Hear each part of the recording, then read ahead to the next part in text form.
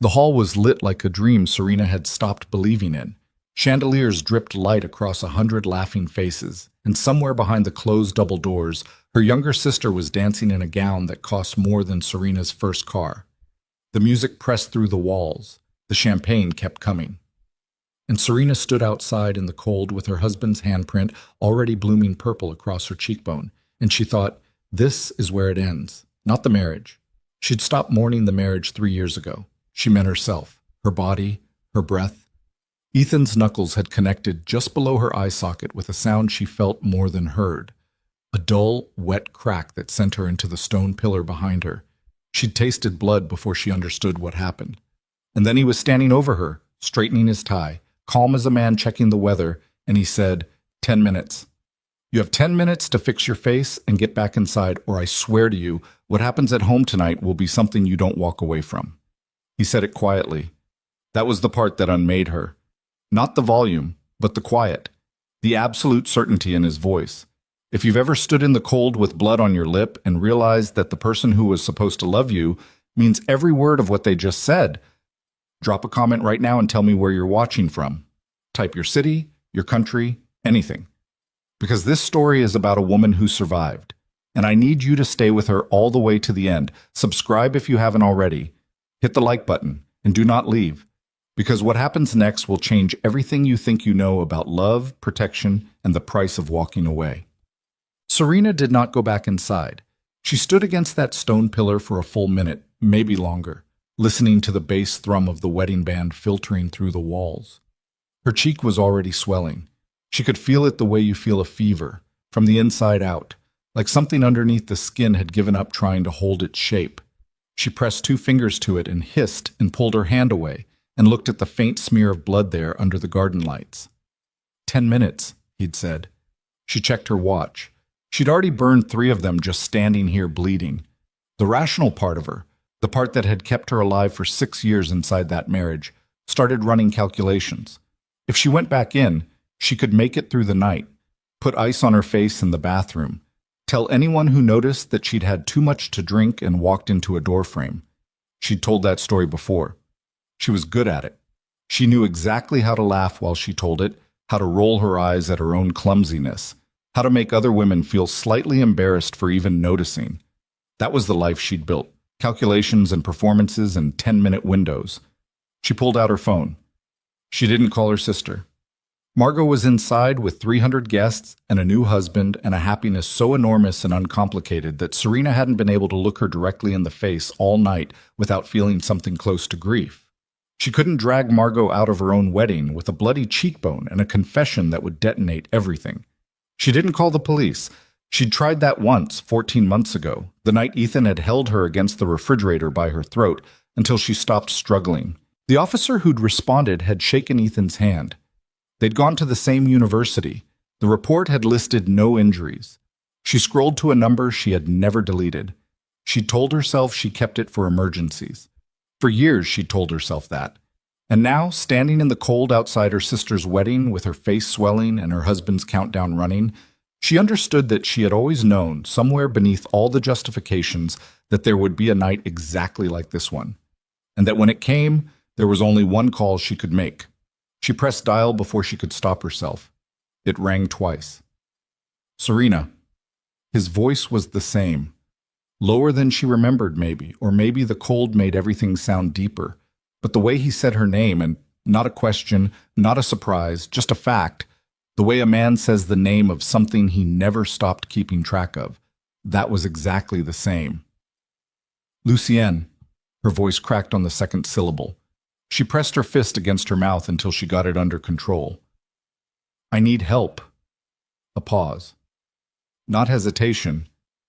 Lucien Voss did not hesitate. Just a beat of something she couldn't name. Where are you? She told him. Don't move, he said. Don't go back inside. Don't let anyone see your face if you can help it. A brief pause. 12 minutes. The line went dead. She stood there in the cold for the longest 12 minutes of her life. Ethan found her at the 8-minute mark. He came around the corner of the building with a champagne flute in one hand and the particular loose-limbed ease of a man who understood that Time pressure only applied to her, not to him. He was handsome in his tuxedo. He was always handsome. That was one of the earliest things she'd told Margot about him. He's the kind of handsome that makes you feel lucky just to be near it. She'd believed that once. She couldn't remember anymore what it had felt like to believe it. He looked at her standing against the pillar, and something moved across his face. Not remorse, she'd long since given up expecting remorse, but a kind of recalibration. He was reading her, checking whether she'd been crying in a way that showed, checking her posture, checking whether she'd made any calls. His eyes dropped to the phone still in her hand. "Who did you call?" he asked. "No one." He crossed the distance between them in 4 steps. His hand closed around her wrist. Not violent, not yet, just the thumb pressing hard into the pulse point in that specific way that told her he was deciding. "Give me the phone, Serena." "It's my phone." The thumb pressed harder. She felt the bones in her wrist shift. "Give me the phone." She thought about giving it to him. She'd thought about giving things to him for 6 years. Her schedule, her friends, her savings account, her sense of her own judgment. She was so tired of giving things to him. She heard the car before she saw it. 2 cars.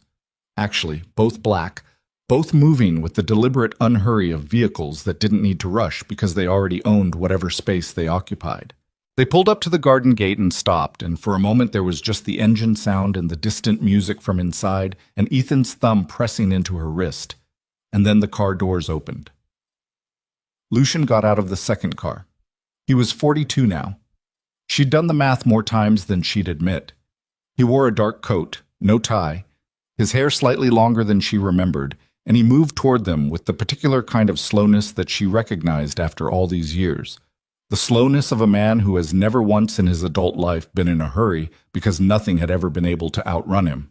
He stopped about 8 feet away. His eyes went to her face first, then to Ethan's hand on her wrist, then, finally, to Ethan. "You can let go of her now," Lucian said. Ethan didn't let go, but his thumb stopped pressing. Serena felt him recalibrate again, faster this time, scanning the 2 cars, the 3 men who had gotten out of the first vehicle and were now arranged in a loose semicircle that was casual enough to seem accidental and deliberate enough that anyone paying attention could see it wasn't. "Who the hell are you?" Ethan said. Lucian looked at him, just looked, the way a man looks at something he hasn't decided what to do with yet. "Let go of her wrist," he said again. Same tone, no louder. Ethan let go. Later, Serena would try to identify the exact moment she understood that the world had shifted. It wasn't when Ethan released her. It wasn't when Lucian stepped closer and the nearest of his men moved, almost imperceptibly, to close the gap on Ethan's left side. It might have been the look on Ethan's face. For the first time in 6 years, she watched her husband encounter something he could not charm or threaten or wait out, and she watched him not know what to do with that. He tried charm first. "I don't know what she told you," Ethan said, and his voice was doing the thing it did, the reasonable, rueful thing, the tone that said she's fragile, she misremembers things, she gets confused under stress. "But this is a private family matter. My wife—" "I can see your wife," Lucian said. "She's standing right there. I don't need you to describe her."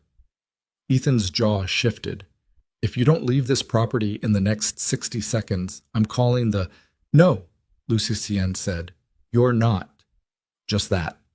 No elaboration, no threat wrapped around it, just a flat declarative statement from a man who had spent 20 years building a world where what he said became true by virtue of his saying it. Ethan looked at him for a long moment. Then he looked at the men arranged around the garden.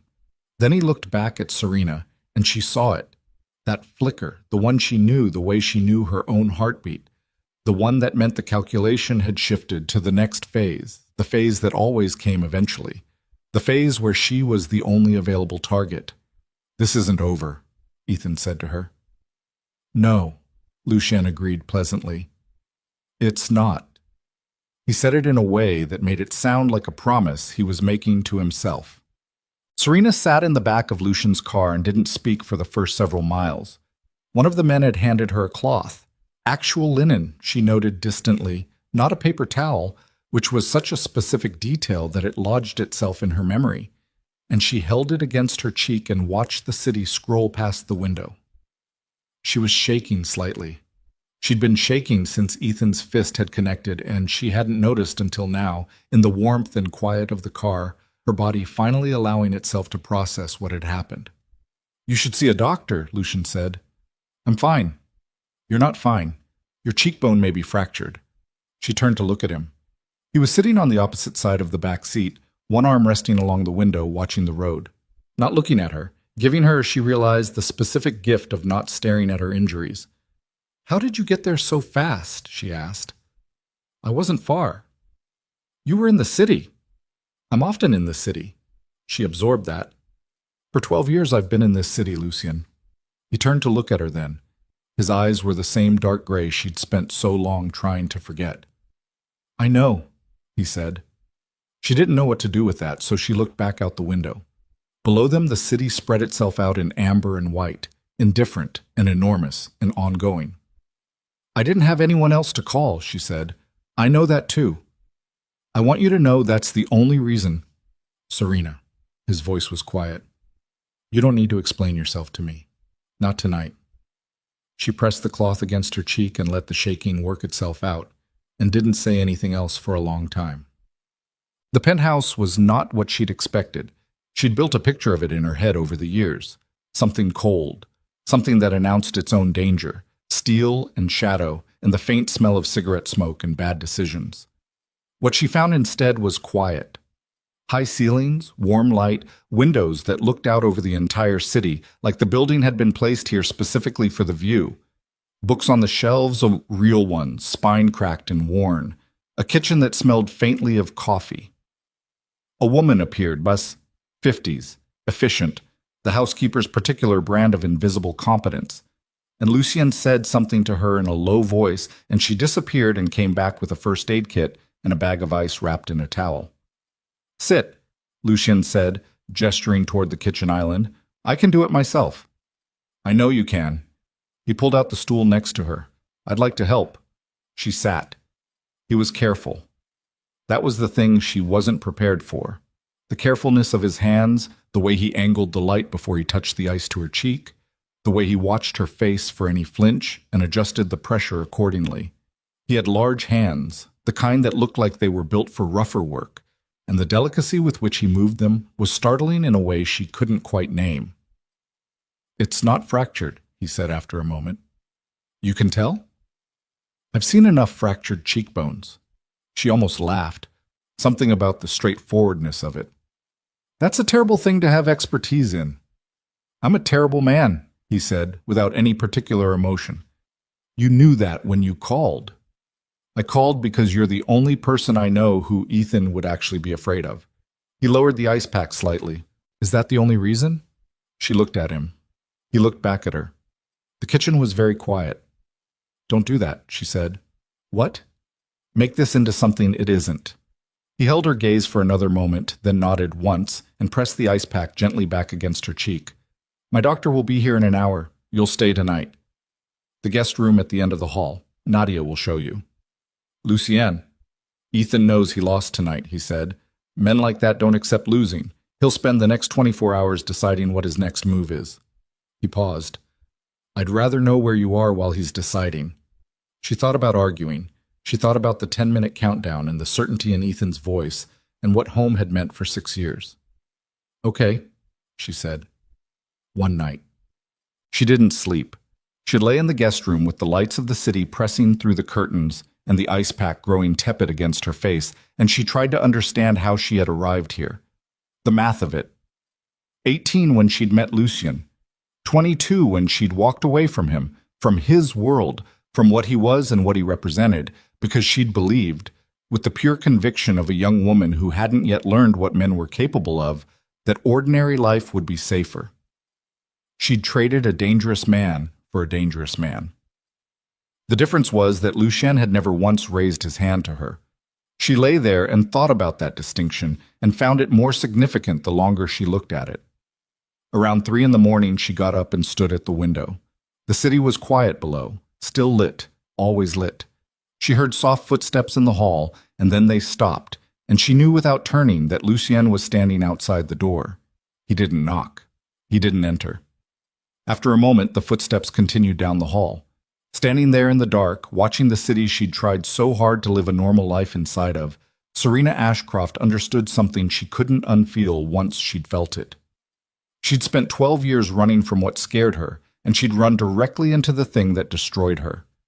She pressed her palm flat against the cold glass and let the city look back at her, and she thought, no more running.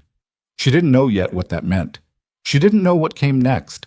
The lawyers, the photographs of her injuries, the campaign Ethan was already beginning to mount in the dark, the war he was preparing to wage. She didn't know about Margot's phone call or her mother's silence, or the particular cruelty of a man who, cornered, would aim at everything she loved.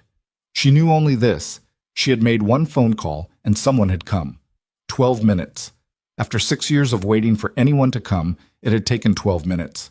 She stood at the window until the first gray edge of morning appeared above the skyline, and then she went back to bed, and for the first time in longer than she could remember, she slept. She woke to the smell of coffee. Not the thin, burnt smell of the machine in the kitchen she shared with Ethan, the one she'd learned to operate in silence at 6 in the morning so she didn't wake him, because waking him before 7 meant a particular kind of mood that colored the entire day. This was different. Rich and dark and unhurried, the smell of coffee made by someone who wasn't thinking about anything except the coffee. She lay still for a moment, ceiling above her unfamiliar light wrong, and let the previous night reassemble itself in pieces. The wedding, the pillar, the sound Ethan's fist had made, the phone in her hand, the 12 minutes. Lucien's voice. Don't move. She sat up carefully. Her cheek had stiffened overnight into something that pulled when she moved her jaw. She found the bathroom, looked at herself in the mirror without flinching. She'd learned years ago that flinching at her own reflection gave Ethan a kind of satisfaction she refused to provide, and assessed the damage the way his doctor had assessed it the night before.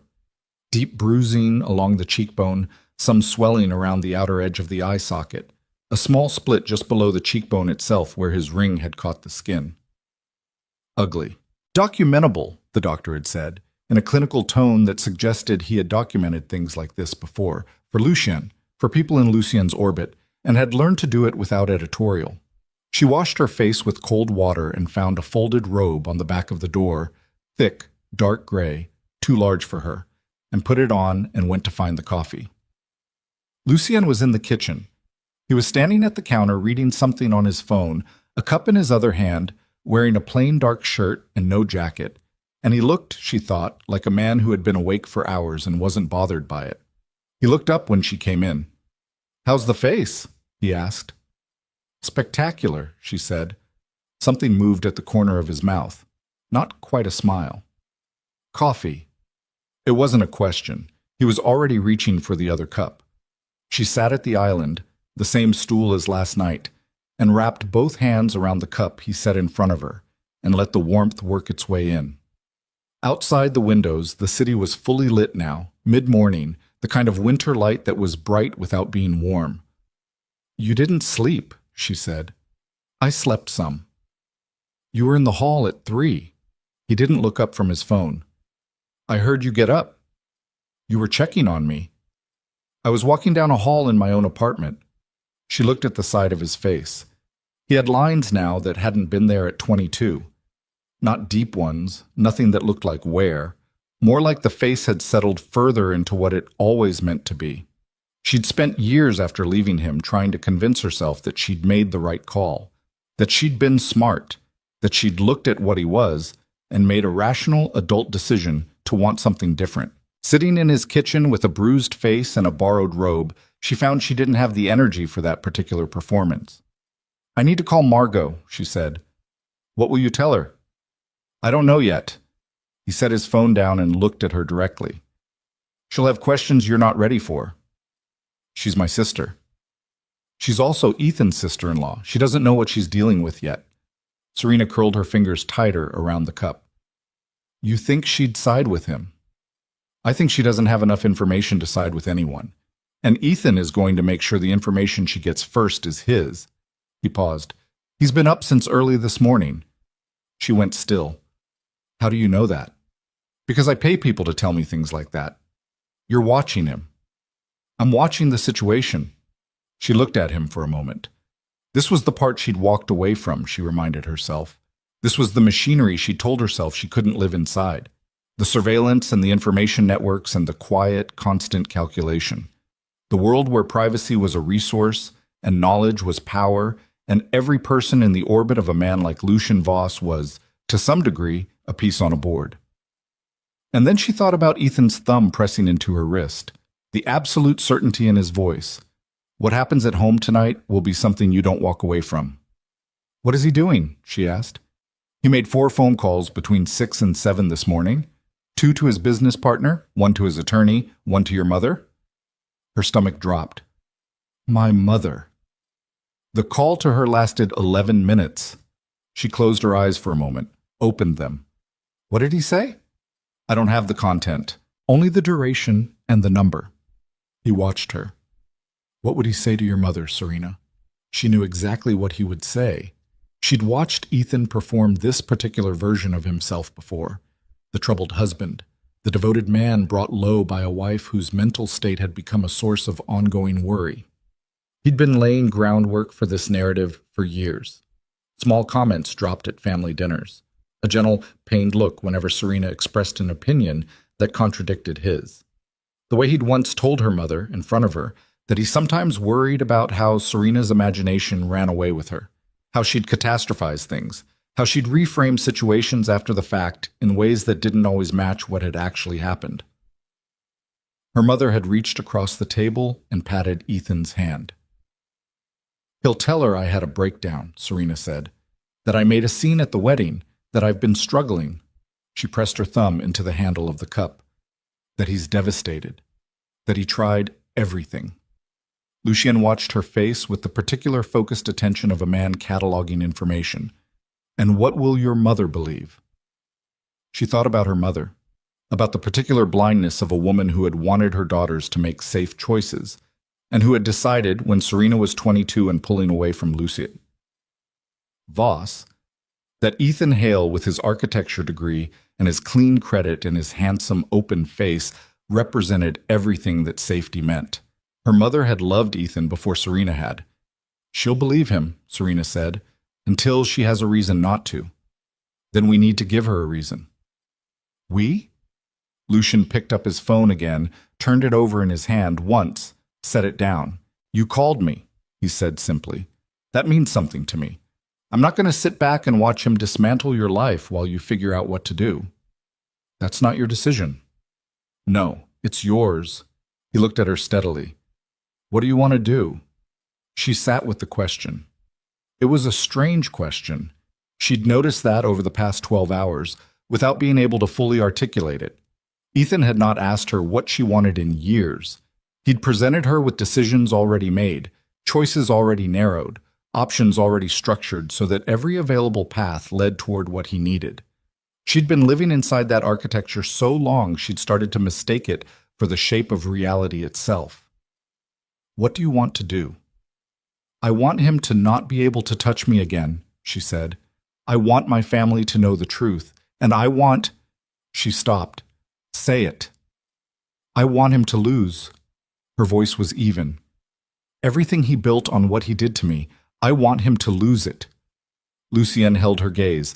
Something in his face settled into a kind of quiet resolution that she recognized, had always recognized, as him shifting into a different gear entirely. The gear that meant things were about to move. Okay, he said. The doctor had left behind a contact card and a detailed file. His name was Harmon, and he had practiced emergency medicine for 16 years before entering what he referred to, without further specification, as private practice. The file he'd compiled the night before was 3 pages long, single-spaced, with clinical notation and photographic documentation of every injury, including 2 that Serena hadn't told him about.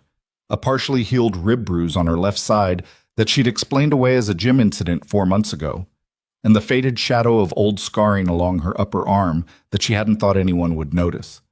Lucien set the file on the island in front of her without comment. She looked at it for a long moment. Looking at your own injuries documented in clinical language was a particular kind of strange. It made them real in a different way than the mirror did, reduced them to evidence rather than experience, which was both colder and, she found, oddly easier to hold. "This is a legal document," she said. "It can be." "Did you do this on purpose? Have him document everything?" "He documents everything for everyone I bring him. It's procedure." A beat. "Though I told him to be thorough." She turned the page. The photographs were clinical, flat-lit, impersonal. She recognized the injuries without feeling anything about them, which was its own revelation. How thoroughly she'd already separated from her own body's pain. "I need a lawyer," she said. "I have 3 on standby." "Your lawyers?" "Yes." She considered that. "Ethan will try to use that. Say I'm connected to organized crime. Say you coerced me." "He can try." Lucien's voice carried no particular concern. "My lawyers are very good at protecting people who have documentation and a doctor's file and 6 years of pattern evidence." He paused. "He is not going to win this, Serena. Not the legal battle. I'm telling you that factually, not as a comfort." She looked at him. "And the other battles?" "Which other battles?" "The ones that don't happen in courtrooms. The campaign he's running right now with my mother, with Margot, with whatever story he's building about who I am and what I did." She pressed her palm flat on the file. "Laws won't fix that." "No," Lucien agreed. "But the truth will." He picked up his coffee. "Eventually." "Eventually isn't good enough. Margot gets married and leaves for her honeymoon and comes back to a version of me that Ethan built out of whole cloth. And by the time I get to tell her my version—" "Call her," he said. "What?" "Call Margot. Now, before he shapes the whole story, you said she's your sister." He held her gaze. "Then be her sister. Tell her what he is." Serena picked up the doctor's file and looked at the first photograph and thought about Margot last night in her white dress, her face uncomplicated with happiness, the particular luminous innocence of a woman who had just married someone who loved her the way people were supposed to love each other. "I don't want to ruin her honeymoon," she said. "He already ruined it," Lucien said quietly. "He called your mother at 6 this morning. The story is already in motion. The only question is whether Margot hears your voice or his version first." She picked up her phone. Margot answered on the second ring, which meant she'd been awake, which meant someone had already called her. "Serena." Her voice was careful in a way that voices were careful when they had been preloaded with someone else's interpretation of events. "Mom called me this morning." "I know." Serena kept her voice steady. "What did she tell you?" "That you—" A pause. The sound of Margot moving somewhere, a door closing, getting away from her new husband, maybe, seeking privacy. "She said that you had some kind of episode at the reception, that Ethan is very worried and that you left with—" Another pause. "She said you left with some man and that Ethan is trying to reach you." "Did she tell you about my face?" Silence. "Margot, did she mention anything about my face?" "She said you'd been drinking and you fell—" "I didn't fall." Serena looked out the window at the city below. "Ethan punched me, outside the reception, by the East Garden wall." She heard Margot's sharp intake of breath and kept going, not fast, not emotional, just flat and clear and factual in the way that Dr. Harmon had been factual. "He hit me hard enough that I hit the pillar behind me. He told me I had 10 minutes to come back inside, or what happened when we got home would be worse." She stopped. "Let that settle." "I didn't go back inside." "Serena, I'm going to take photographs and send them to you. Proper ones, medical ones. A doctor took them last night. And when you see them, I need you to understand that they are not from falling. The pattern of bruising is not what falling looks like." The doctor noted it formally. Margot was crying. Serena could hear it, the controlled, airless kind of crying of someone who is trying not to make sound. "How long?" Margot asked finally. "A long time." "How—" Margot's voice broke open slightly. "How long is a long time, Serena? Give me a number." 4 years of what you'd call abuse. 2 years before that of things I told myself were something else. She pressed her free hand flat against her knee. 6 years total that I spent explaining his behavior to myself in language he gave me. The silence on the line was long and full of the specific weight of a person reorganizing everything they thought they knew. "Who is the man?" Margot asked. "Mom said, his name is Lucien. I've known him since I was 18. He is not a danger to me." She paused.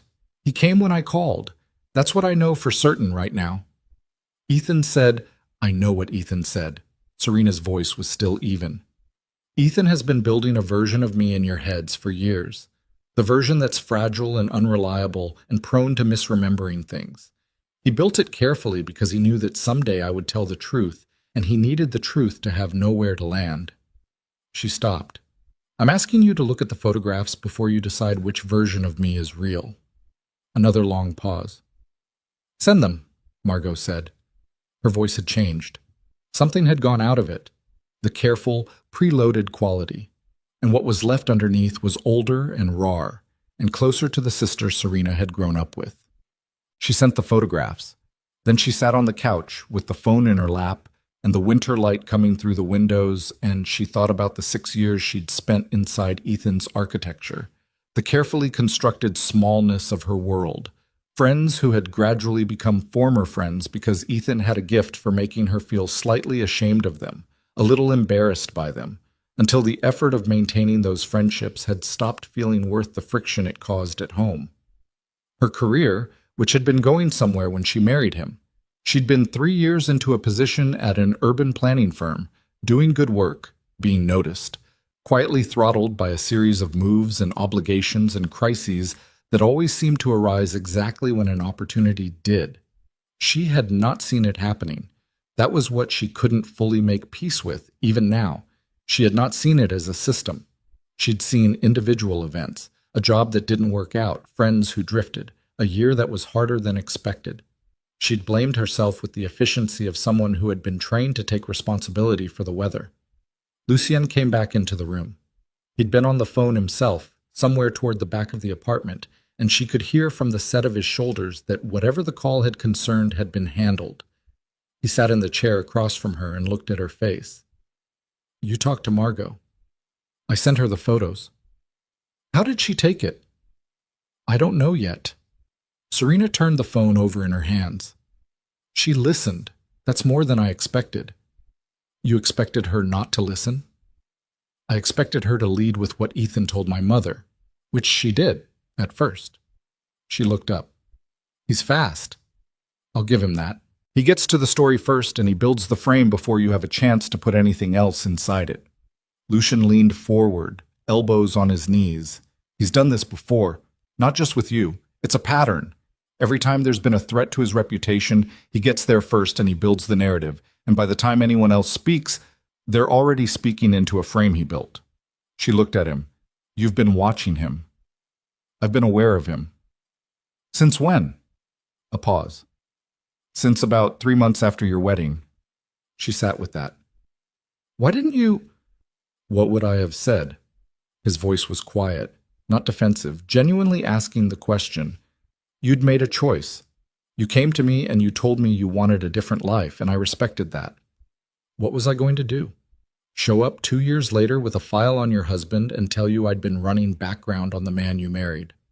You could have. You would have told me to go to hell." She thought about it. 26 years old, 2 years into the marriage, telling herself the hard months were adjustment, telling herself that all relationships had friction, telling herself that Ethan's particular flavor of control was just how men were sometimes. Would she have listened? "Probably," she admitted. "I waited," he said. "I shouldn't have waited as long as I did. That's—" He stopped. Something moved across his face that she didn't expect, something that looked, on a man who habitually showed very little, almost like pain. "I should have found a way to reach you sooner. I've thought about that." The apartment was very quiet. "You're here now," she said. He looked at her across the room. "I'm here now," he agreed. Outside, the city kept its noise and its motion and its complete indifference to the fact that something had broken open in this room, quietly, between two people who had spent 12 years on opposite sides of a decision that had cost them both more than either of them had fully accounted for. Her phone buzzed. Margot. She looked at the screen and felt her throat tighten.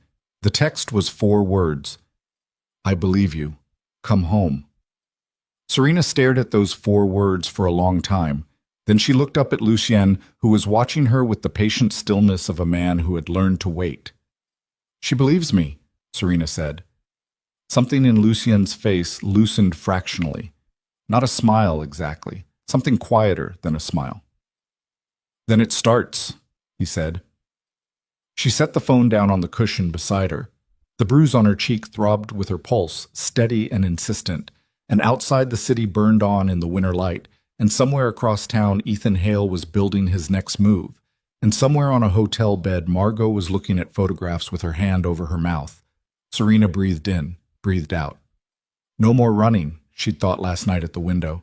She'd meant it then. She meant it more now. She reached for the coffee cup, found it cold, and set it back down, and straightened her spine in the borrowed robe, and began thinking, clearly, without flinching, without the soft fog of fear that had surrounded her thinking for so many years, about what came next. Margot's text sat on the screen like something fragile. I believe you, come home. Serena read it 3 times. The words didn't change.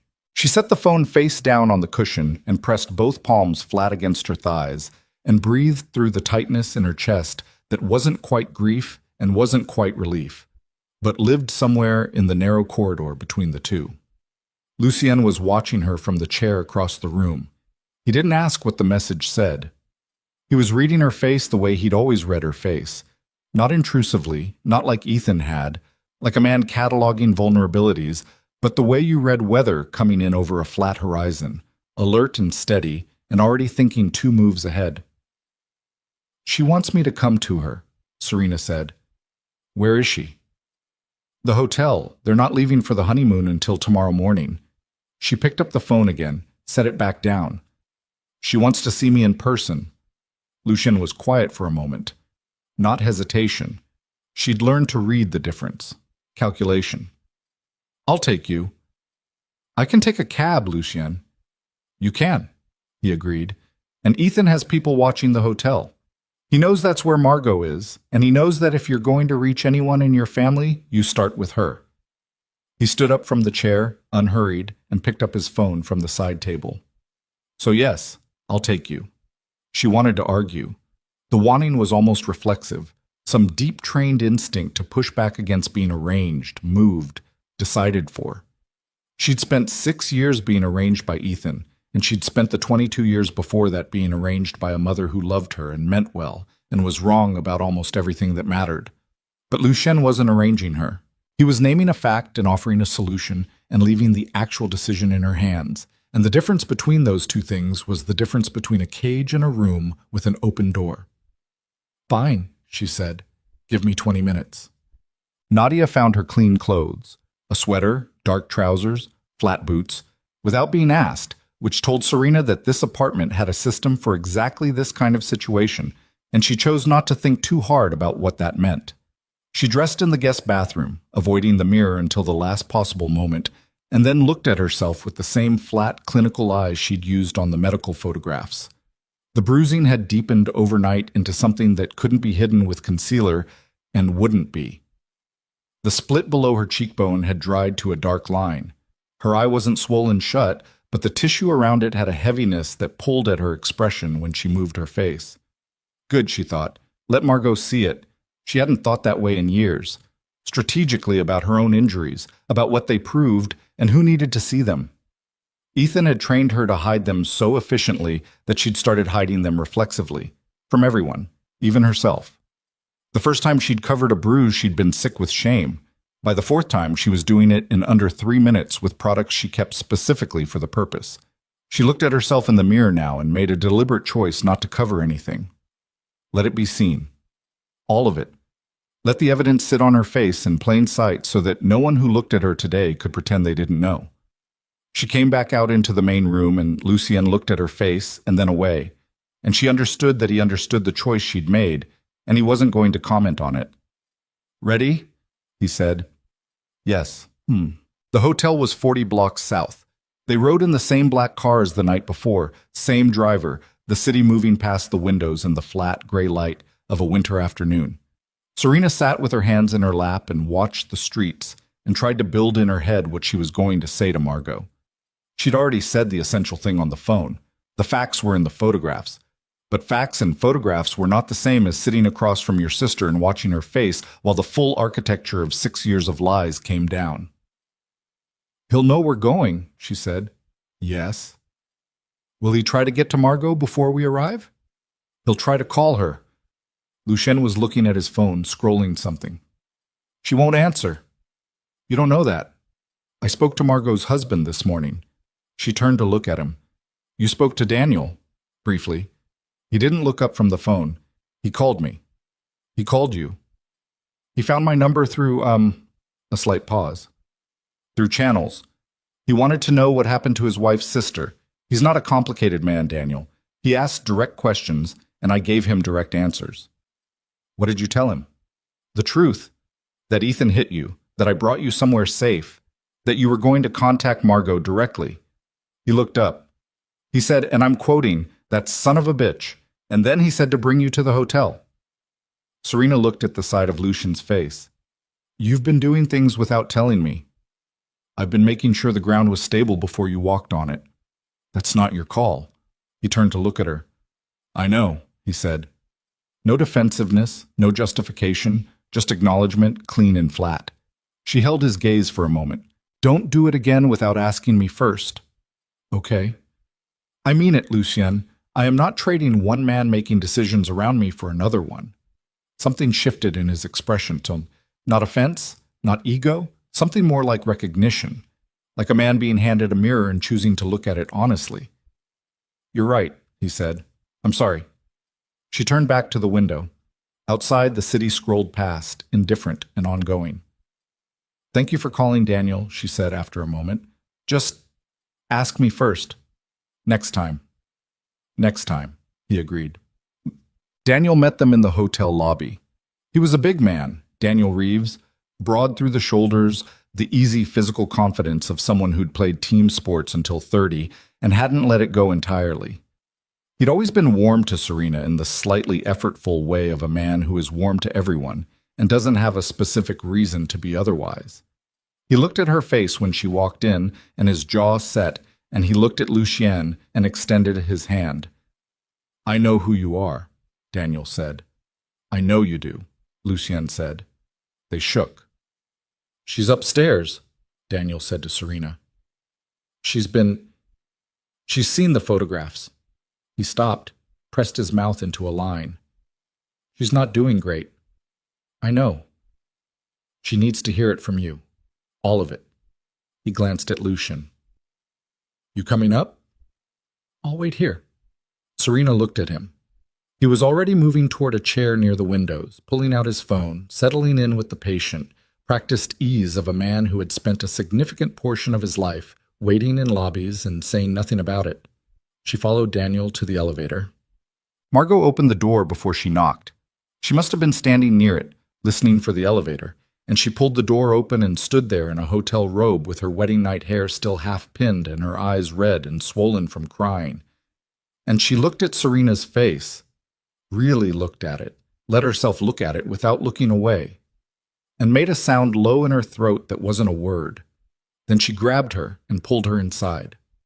They stood in the middle of the hotel room, holding each other, and Serena, who had held herself together through the previous 18 hours with the specific, rigid composure of a woman who has learned that falling apart is a luxury she cannot afford, felt something give way in her chest. Not breaking. She didn't break. But something released, some tightened wire that had been vibrating at the edge of its tolerance, and she pressed her face into Margot's shoulder and breathed through it until it passed. "Why didn't you tell me?" Margot said. Not a question. An ache. "Because he was already inside your picture of him," Serena said. "By the time he'd done it enough times to have a pattern, he'd already been in your life for years. He was already—" She pulled back, looked at her sister's face. "You loved him. Past tense, I know that now. But you loved the version of him he showed you. I couldn't take that from you without proof. And by the time I had proof, I was so deep inside his version of reality That I didn't, she stopped. I didn't trust my own account of things anymore. That's what they do. You stop trusting yourself. Margot pressed her fingers over her mouth. Her eyes were filling again. He called Mom, Serena said. I know, she called me at 7. What did Mom say to you? Margot's jaw tightened. She crossed to the small table by the window and picked up a glass of water and set it down without drinking from it. She said you'd had too much to drink, that you'd made a scene, that you'd left with... She stopped. She kept saying some man, like that was the point, like that was the thing to focus on. She believed him. She always believed him. Margot turned around. From the beginning, from the first dinner, he had her completely. She exhaled through her nose, sharp and short. I liked him too. I need you to know that I liked him too because I think you need to hear it. I watched what he did and I missed it. I was in the room and I missed it and I... Margot, don't tell me it's not my fault. I wasn't going to. Serena sat on the edge of the bed. I was going to say that he's very good at what he does and that you missing it means he was doing his job well, not that you failed.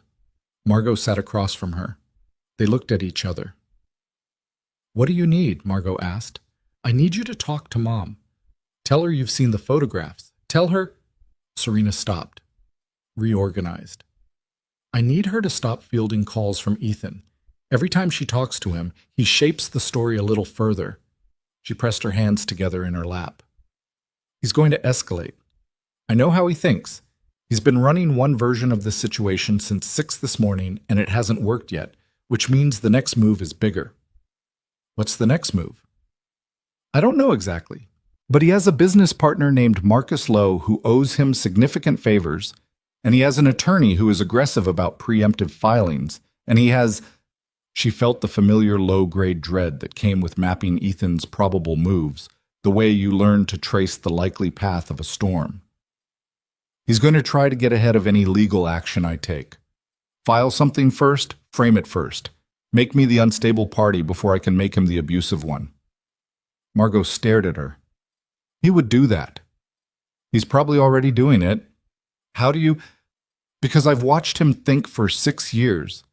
Serena looked at her sister steadily. I know how the machine works. I just didn't think he'd ever turn it fully on me because I didn't think I'd ever do anything threatening enough to warrant it. She exhaled. Apparently leaving is threatening enough. The room was quiet for a moment. Outside the window, the city made its ambient noise, distant traffic, the faint percussion of a city that didn't notice or care about any particular human emergency happening inside any particular hotel room. The man downstairs, Margot said carefully. Lucien. Who is he? It wasn't a naive question. Margot was 34 years old and not stupid, and she'd grown up in the same city Lucien Voss operated in, and on some level she was asking Serena to confirm what she already suspected. He's someone I knew before Ethan, Serena said. He runs... She looked at her hands. His business is not entirely legal. It's probably significantly not legal. He is not a good man in the conventional sense. Margot waited. He has never hurt me, Serena said. In 10 years of knowing him, including 2 years when we were... She paused. When we were close, he never once scared me the way Ethan scared me inside the first year of our marriage. She looked up at her sister. I'm not saying he's safe. I'm saying he is safe for me. I know the difference now. Margot absorbed that in silence. Then, Mom is going to lose her mind. Mom is going to have to deal with reality for once. That landed. Margot looked at her for a moment, then nodded slowly. I'll call her. What do I tell her? Tell her to look at the photographs I'm going to send her. Tell her I'm okay and I'm safe. Tell her I'm not having a breakdown. Serena stood up. And tell her that the next time Ethan calls her, she needs to remember that he punched her daughter in the face outside her other daughter's wedding. She was back in the lobby 22 minutes later. Lucien looked up from his phone when he heard the elevator. He scanned her face the way he'd been scanning it since last night. Not for damage, she'd come to understand, but for information, reading where she was. How is she? He said. She's going to be okay. Serena sat in the chair across from him. She's going to call my mother, and Daniel. She stopped, looked around the lobby. Where's Daniel? He went to the bar. He needed something to do with his hands. Despite everything, she felt something loosen in her chest, almost a laugh. He's a good man. He loves your sister. That counts for a lot in my experience. She looked at Lucien. Sitting in a hotel lobby chair, in a coat that cost more than most people's monthly rent, phone in one hand, reading her face with those gray eyes that hadn't changed in 12 years. She thought about what Margot had asked, who is he, and about the answer she'd given and whether it was adequate. We need to talk about what comes next, she said. Yes. Ethan is going to move fast, legally, publicly, through my family. He's going to try to paint me into a corner before I can establish my own position. She leaned forward. I need to be faster. Her phone rang. Unknown number. She looked at it, looked at Lucien. Answer it, he said. She did. Mrs. Hale. The voice was male, smooth, professionally neutral in the way that attorneys were neutral. This is Richard Gantry. I represent your husband, Ethan Hale. I'm calling to inform you that Mr. Hale filed a petition this morning in family court requesting an emergency psychological evaluation order. A brief pause that was not a pause but a weapon, precisely timed. The petition includes sworn statements from 3 witnesses attesting to erratic behavior and concerning mental health presentation over the past several months. Given the circumstances, Mr. Hale is concerned for your well-being and is requesting that you... Serena pulled the phone from her ear. She looked at Lucien. He filed, she said. Her voice was completely flat. Emergency psychiatric petition. Lucien's face didn't move, but his eyes did. Something went through them, quick and cold. He stood up from the chair and held out his hand for the phone. She put it in his hand. He raised it to his ear. Mr. Gantry, he said, pleasant as weather. My name is Lucien Voss. I'm going to say one sentence, and I want you to hear it clearly. He paused just long enough. The 3 witnesses your client mentioned, I know who they are, I know what they were paid, and by tomorrow morning your client will have a very serious problem that has nothing to do with his marriage. Another pause. Have a good afternoon. He ended the call and handed the phone back to her. She stared at him. You can't just... He bought witnesses, Serena. Lucien's voice was still even, but there was an edge under it now, something with teeth. He didn't find 3 people who observed something genuine. He purchased testimony. That's not just a dirty tactic. It's perjury, it's procurement, and it's the kind of thing that unravels fast when someone with resources starts pulling the thread. He looked at her. Do you want me to pull the thread, or do you want to do this the slow way while he buries you under paperwork? She sat very still. She thought about the psychiatric petition, her name on a court document, 3 witnesses, people Ethan had found and paid and coached, testifying under oath about her mental state. She thought about how that document would look to her mother, who was already halfway to believing Ethan's version, how it would look to the family court judge, how Ethan's attorney would present it, precisely and devastatingly, while she was still trying to find her footing. She thought about the 6 years she'd spent being methodical and patient and reasonable and safe. Pull the thread, she said. See, it happened fast once Lucien started moving in earnest.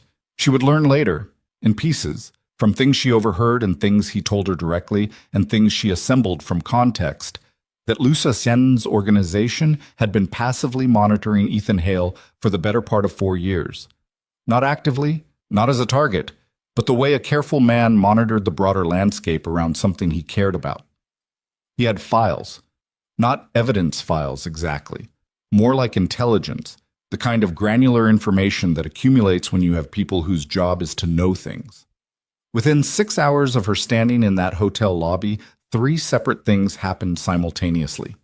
Ethan's primary business lender, a private firm called Prescott Capital that had financed the expansion of his architecture practice 2 years earlier, received an anonymous tip about irregularities in his project billing. The tip was specific, itemized. It included documentation that Prescott Capital did not have and could not have obtained on their own. The 3 witnesses Ethan had used in his psychiatric petition were identified. 2 of them were former employees he'd quietly pressured with outstanding severance disputes. The third was a woman who had a previous relationship with him that predated his marriage to Serena by 8 months and overlapped by 3. A fact that his attorney did not appear to be aware of, and that would, if surfaced at the wrong moment, create complications far beyond the current petition. And Richard Gantry, Ethan's attorney, received a call from a senior partner at his own firm asking whether he had fully vetted the Hale matter before filing. None of these things had Lucian's fingerprints on them directly. That was the craft of it she was beginning to understand. He didn't appear anywhere. He created conditions. He moved resources. He made things happen the way weather happened. Not a single moment of causation, but a system aligning.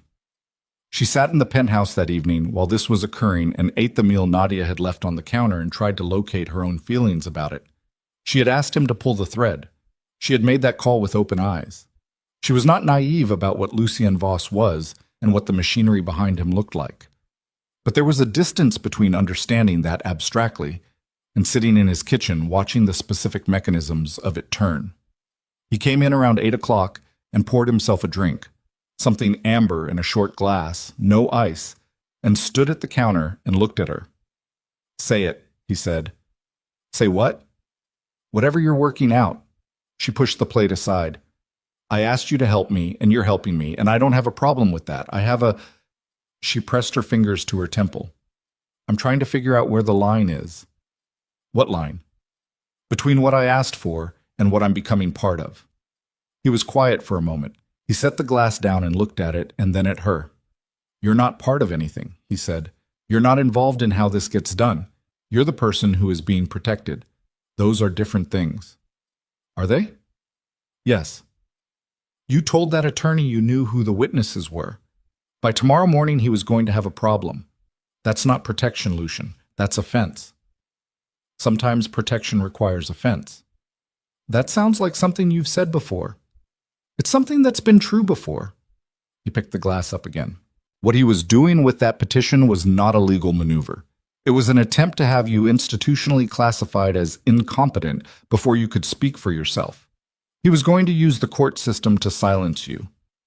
His voice stayed even, but the thing under it had sharpened. "I don't let people silence people. He stopped. The kitchen was very quiet. He didn't finish the sentence. He didn't need to.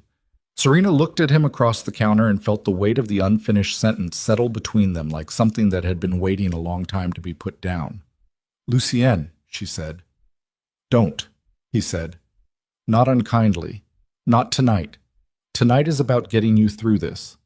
She looked at him for a long moment. "Okay," she said. He nodded once, picked up his drink, moved toward the window with the particular careful movement of a man removing himself from the edge of something. She watched him go and thought, 12 years. 12 years and an unfinished sentence and a kitchen in the middle of the night. Her phone lit up on the counter. Margot again. She reached for it and read the message and felt her stomach drop with a cold, specific weight. "Mom just called me back. She's been to the house, Serena. Ethan let her in. She says she went to collect some things for you, and Ethan was there, and she says she believes him. She says she thinks you need help." Serena read it twice, then a third time. Her mother had gone to Ethan's house, had stood in those rooms, had listened to his voice in the particular warm, reasonable, devastated register he used when he needed something from someone. And whatever he had said, whatever version of Serena he had constructed in that conversation, had been enough. She set the phone down on the counter. She didn't cry. The thing she felt was below crying, something older and colder and more fundamental. The specific desolation of learning that the person who was supposed to know you best had chosen, when it cost something, not to. Lucian turned from the window. He must have read something in her posture because he crossed the room without asking and looked at the phone screen. And she watched him read Margot's message, and watched something move through his face that she recognized after a moment as anger. Not hot anger, not performative anger, but the cold structural kind that came from a man who had just had his threat assessment revised upward. "She went to him," Serena said. The words were flat. "My mother went to him." "Yes." "He's going to use her." She looked up. "He's going to use her as a witness. He's going to—" "She'll testify against me, Lucian. Not out of malice, out of believing him. She's going to get on a stand and describe her daughter as mentally unstable, and she's going to mean every word of it because he put those words in her head. Lucian set the phone down. He looked at her with an expression she had never seen on him before. Not in 10 years, not across the distance of the marriage or the years before it. It was the expression of a man who had just made a decision that he understood was permanent. "You won't get the chance," Lucian said. "You can't stop my mother from—" "Not your mother." His voice had changed. The careful pleasantness was gone entirely. What was underneath it was something quieter and far more serious. "Ethan. He's been operating under the assumption that this is still a situation he can manage, that this is a wife who left and can be retrieved, that the tools he's been using his entire life, charm, intimidation, legal leverage, manufactured narrative, will work in this context the same way they've worked in every other." He looked at her steadily. "He's wrong. And he's about to find out exactly how wrong." She held his gaze. "What are you going to do?" "I'm going to make sure that by the end of this week, Ethan Hale doesn't have a business, a reputation, or a financial structure strong enough to fund the kind of legal campaign he's planning." He said it without drama, without elevation, in the same tone a man might describe a renovation he was planning. "I'm going to pull every thread simultaneously, and I'm going to do it quickly enough that he can't move resources or call in favors fast enough to respond." That's... She stopped. "That's his whole life." "Yes," Lucian said. "It is." She sat with that. The magnitude of it, what it meant to bring that machinery fully to bear on a single person. She thought about the split below her cheekbone. She thought about the psychiatric petition with 3 purchased witnesses. She thought about her mother standing in Ethan's house, listening to his voice, walking back out into the winter afternoon carrying a version of her daughter that he had built. She thought about the 10-minute countdown and the certainty in his voice, and what happens at home tonight will be something you don't walk away from. "Do it," she said. Lucian looked at her for a moment longer. Then he picked up his phone and walked out of the kitchen, and she heard him speaking in a low-level voice to someone on the other end, and the conversation lasted less than 4 minutes. And when it was done, the quality of the silence in the apartment was different. Something had been set in motion that could not be recalled. She understood that. She understood it the way you understood the moment a door closed behind you in a room you knew you were never going back to. There was no version of the next 24 hours that led back to the life she'd had. No version that led back to the woman she'd been at 6 yesterday morning, making coffee in silence so she didn't wake him. She sat at the counter and felt the weight of that. Not regret, not fear exactly, but the particular gravity of a point of no return, the strange, clarifying vertigo of standing on the far side of a line you've just crossed. The city burned outside the windows. Somewhere across town, Ethan Hale's phone was about to start ringing, and the calls were going to come from numbers he recognized, his lender, his accountant, his most important client. And each call was going to take something from him. And by the time he understood what was happening, it would already be too late to stop it. Serena sat very still and breathed and let the vertigo pass. Then she picked up her phone and called her mother. Her mother answered on the 5th ring. The background noise told Serena everything before a word was spoken. The specific ambient quiet of Ethan's living room, the particular acoustic signature of those high ceilings and hardwood floors she had navigated in the dark for 6 years. Her mother was still there. Or had gone back. Either way, she was in that house, breathing that air, sitting in the furniture that Ethan had selected and arranged to project exactly the image he needed people to carry away with them. "Serena." Her mother's voice was careful. The same careful that Margot's had been, but different underneath. Margot's careful had been someone trying not to break something fragile. Her mother's careful was someone who had already decided something and was managing the delivery. "Are you at the house?" Serena asked. A pause. "I came to collect a few of your things. Ethan asked me, he asked you to come. He was worried about you. He wanted to make sure you had—" "Mom." Serena kept her voice level through an act of will that cost her. "I sent you photographs." "I saw them." "And?" Another pause, longer. She could hear her mother's breathing, shallow and slightly elevated. "Serena, He explained what happened. He told me that you'd been drinking and that things escalated, and that he... The voice tightened. He's devastated. He's been crying since last night. I've never seen that man. He's performing for you. He's my son-in-law. He hit me. The words came out flat and clean, stripped of everything except their factual weight. He hit me hard enough to split the skin below my eye. He threatened me with worse. Those photographs are what his fist did to my face, and he told you a story about drinking because that is what he does. He builds a story, and he puts it in your head before I can get there, and then when I arrive with the truth sounds like the story because you're already holding his version. Silence. I know you care about him, Serena said.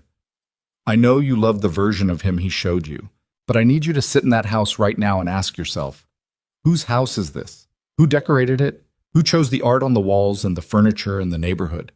And did any of those choices ever once reflect anything about me, or were they always entirely about what he needed the world to see when it looked at his life? The silence stretched. Then her mother said quietly, He showed me a document. Serena went still. A medical document, her mother continued, from a Dr. Clarence Webb. It's dated 4 months ago. It describes a patient presenting with paranoid ideation, distorted memory, and a pattern of fabricating grievances against her spouse. A breath. He says Dr. Webb has been seeing you privately, that you asked him not to tell Ethan. Serena's hand tightened on the phone until she felt the case creak. I have never seen a Dr. Clarence Webb, she said. I have never been to a psychiatrist named Clarence Webb. That document is fabricated. Serena, it is fabricated, Mom. He had it made. Or he had someone make it. She pressed her free hand flat against the countertop. Think about what you're holding. Think about how convenient it is. Think about the fact that it appeared exactly when he needed it. Why would he? Because I left. Her voice cracked on the last word, just slightly, and she hated the crack, but she let it stand because it was true, and she was done performing evenness for people who needed to hear the cost of things. Because I called someone who came for me and he can't stand it. Because for the first time in 6 years I am out of that house and he cannot get me back with charm or threat. And so he is doing what he always does when he can't control something. He is building a version of reality where he is the reasonable one and I am the problem.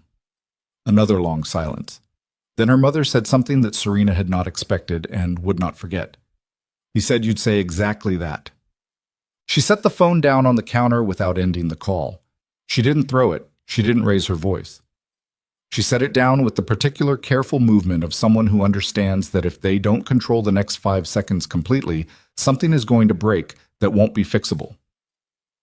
Lucien appeared in the kitchen doorway. He took one look at her face and crossed the room and picked up the phone and ended the call and set it back down, all without saying anything, and then he stood at a distance that was close enough to be present and far enough to be respectful and waited. He has a document, she said, a fake psychiatric evaluation, dated 4 months ago. He had someone fabricate a history. A doctor who's been treating me for paranoid ideation, fabricating grievances. She looked at the countertop. He's been building this for months. Maybe longer. He didn't make this the night I left. This took time. Lucien was quiet for a moment. Dr. Clarence Webb. She looked up. You know the name. I know the name now. He already had his phone out.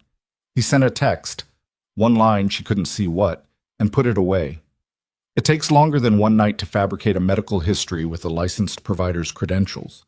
Either the document is crude and will fall apart under scrutiny, or he found someone willing to sell their license. Which is more likely? Ethan Hale doesn't do crude. Lucien's voice had the quality of a man reassessing an opponent upward. He found someone. The weight of that settled onto her. So there's a doctor out there, with a license, who will testify that he's been treating me. Possibly. Shwani Beaumarset. And my mother is sitting in his house right now holding a document she believes is real. And when Ethan's attorney files it with the court, it goes into the record, Lucien said. Yes. She pressed her palms flat on the counter and looked at them. Her hands were steady. She hated that her hands were steady. Some part of her wanted the visible proof that this was landing on her the way it should, that she was not so thoroughly armored against disaster that it registered only as information. But her hands had learned steadiness the hard way, over years, and they didn't unlearn it just because the situation warranted it. How do we fight a medical document with a licensed provider attached to it? She asked. We find out who Clarence Webb is, Lucien said, what he owes, what he's afraid of, and why Ethan had access to him. He looked at her. Nobody sells their medical license for one client. If he did this for Ethan, he's done it before. She looked up. You think there are others? I think it's worth finding out. His phone buzzed. He looked at it. Something moved across his face, brief and controlled, but she'd been reading his face for the better part of 2 days, and she caught it. What? She said. He turned the phone toward her. It was a text from a number she didn't recognize, 3 words and a link. Check the filing. The filing had gone in at 4:17 that afternoon. Not the psychiatric petition that had been this morning that she already knew about. This was something else. A civil complaint filed in county court naming Serena Ashcroft Hale as a defendant in a financial fraud claim. The plaintiff was a company called Meridian Group Holdings. The complaint alleged that she had conspired with unnamed third parties to divert funds from a joint investment account maintained during the marriage, and that the total amount at issue was $412,000. She had never heard of Meridian Group Holdings. She had never had access to a joint investment account. Ethan had maintained sole control of their finances for the entirety of their marriage, a thing she had accepted in year 2 when he'd presented it as efficiency, as his area of expertise, as I just don't want you to have to deal with the stress of it. She had not had a personal bank account with more than $3,000 in it in 4 years. He gave her a household card with a monthly limit and reviewed the statements himself. She stared at the complaint on Lucien's phone screen and felt something cold move through her that was different from fear and different from anger, and closer to the particular nausea of understanding that you have been set up for something you didn't know was coming and couldn't have anticipated because it required access to your own life that was taken from you before you knew to protect it. He used the accounts, she said, while I didn't have access to them. He moved money and created records that point at me. That's what the complaint alleges. Can he do that? Can he actually make that? He's been controlling your finances for 4 years, Lucien said. He has 4 years of records he built, and you have no counter records because you were never given access. He can construct whatever paper trail he needs. He paused. This is the play, not just the psychiatric petition. Both together. One says you're mentally incompetent. The other says you're a financial criminal. Together, they make you completely unbelievable as a witness in any proceeding. She handed the phone back. She walked to the window and stood there with her arms folded and looked at the city and let herself feel for exactly 60 seconds the full scope of what was happening. The document in her mother's hands, the court filing, the witnesses, the fabricated psychiatrist, the financial fraud complaint, the entire architecture of it, patient and pre-built, and now deploying all at once because she had made one phone call and gotten into one car and refused to go back inside. He had been preparing for the possibility that she might leave. He had been preparing for years, 60 seconds. She gave herself exactly that, counting it by her own pulse, and then she turned around. I need my own lawyer, she said. Not yours, mine. Lucien looked at her without expression. Okay. Someone with no connection to you. If I use your attorneys, he attaches me to you legally, and everything I say gets filtered through that. She crossed back to the counter. I need an independent family law attorney, and I need them tonight. I know someone. Someone with no connection to you, she repeated. He held her gaze for a moment, then he nodded. Donna Reyes. She handled my sister's divorce 3 years ago. She has no ongoing relationship with my organization. She's aggressive, she's clean, and she answers her phone at night. He paused. She's also the one who got my sister full custody when the opposing attorney had 4 times her resources. Call her, Serena said. He was already dialing. Donna Reyes arrived at the penthouse at 10:45 with a leather bag over one shoulder and the specific alert quality of a woman who was accustomed to being called at night and did not resent it.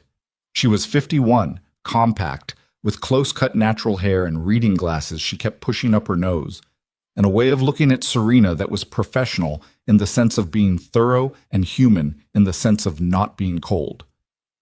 She looked at Serena's face when she walked in, looked at the bruising, made a note, literally, on a yellow legal pad she produced from the bag, and didn't comment. "Walk me through it," she said.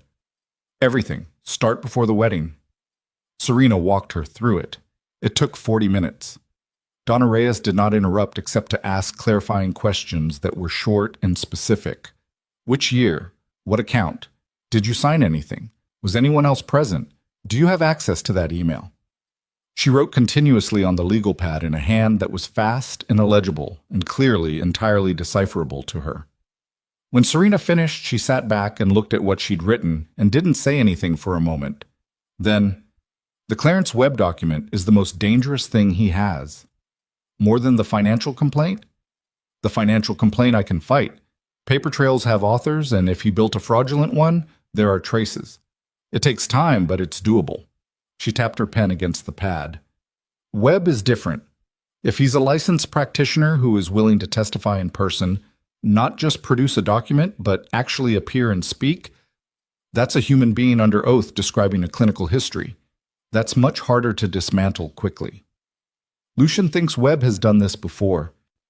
Donna glanced at Lucien, who was seated across the room in a chair he had moved deliberately to the periphery of the conversation.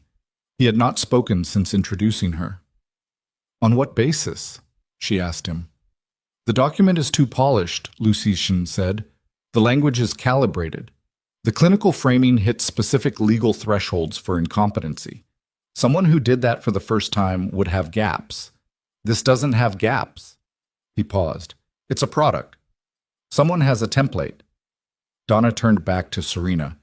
"If that's true, we need to find the other clients.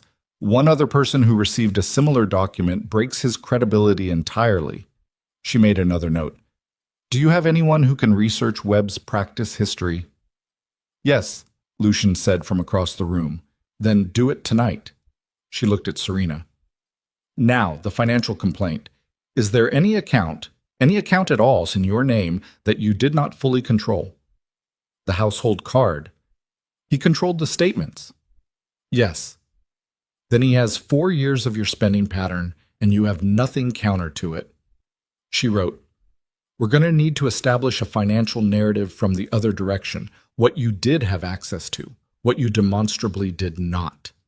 Your income during the marriage." "I wasn't working." Donna's pen paused. "Since when?" "Year 2. I was at an urban planning firm before we married. After year 2, there were—" Serena stopped, hearing it as she said it. The clarity of it, from the outside. "There were always reasons I couldn't continue. Moves, his schedule, a year where I was recovering from—" She stopped again. Donna looked at her steadily. "Recovering from what?" Serena looked at her hands. "He broke 2 ribs, in year 3. I told the hospital I fell down the stairs. I was in recovery for 6 weeks." She looked up. "That hospital has a record." The room was very quiet. "That hospital record," Donna said carefully, "combined with the photographs from 2 nights ago and the doctor's file from last night, that is a pattern, a documented pattern across multiple years." She leaned forward. "That changes the shape of this case significantly." She wrote something and underlined it twice. "I'm going to need you to sign authorization forms tonight so I can request those records first thing tomorrow morning." "Whatever you need." Donna looked at her for a moment with the focused, appraising expression of someone recalibrating an assessment. "You're not what he described in that document," she said. "Not a compliment. An observation, clinical in its own way." "No," Serena said. "I'm not." Cool. It was after midnight when Donna left. Lucien was on the phone in the back of the apartment. Serena sat at the kitchen counter with a glass of water and the yellow legal pad Donna had left a copy of, her own duplicate, written on the back pages, and looked at the shape of everything laid out in someone else's handwriting. It had a different quality, seeing it that way. More legible. More like a case, and less like her life. Her phone buzzed. "Margot." She answered. "I talked to Daniel, Sis," Margot said. She was whispering. It was late. She didn't want to wake him, the ordinary texture of a marriage where people were careful with each other. Serena felt the contrast of it like a physical thing. He has a contact, a journalist, someone who covers financial misconduct. A pause. He wants to know if you'd be willing to talk to her. Serena went still. A journalist. Off the record first, just to talk.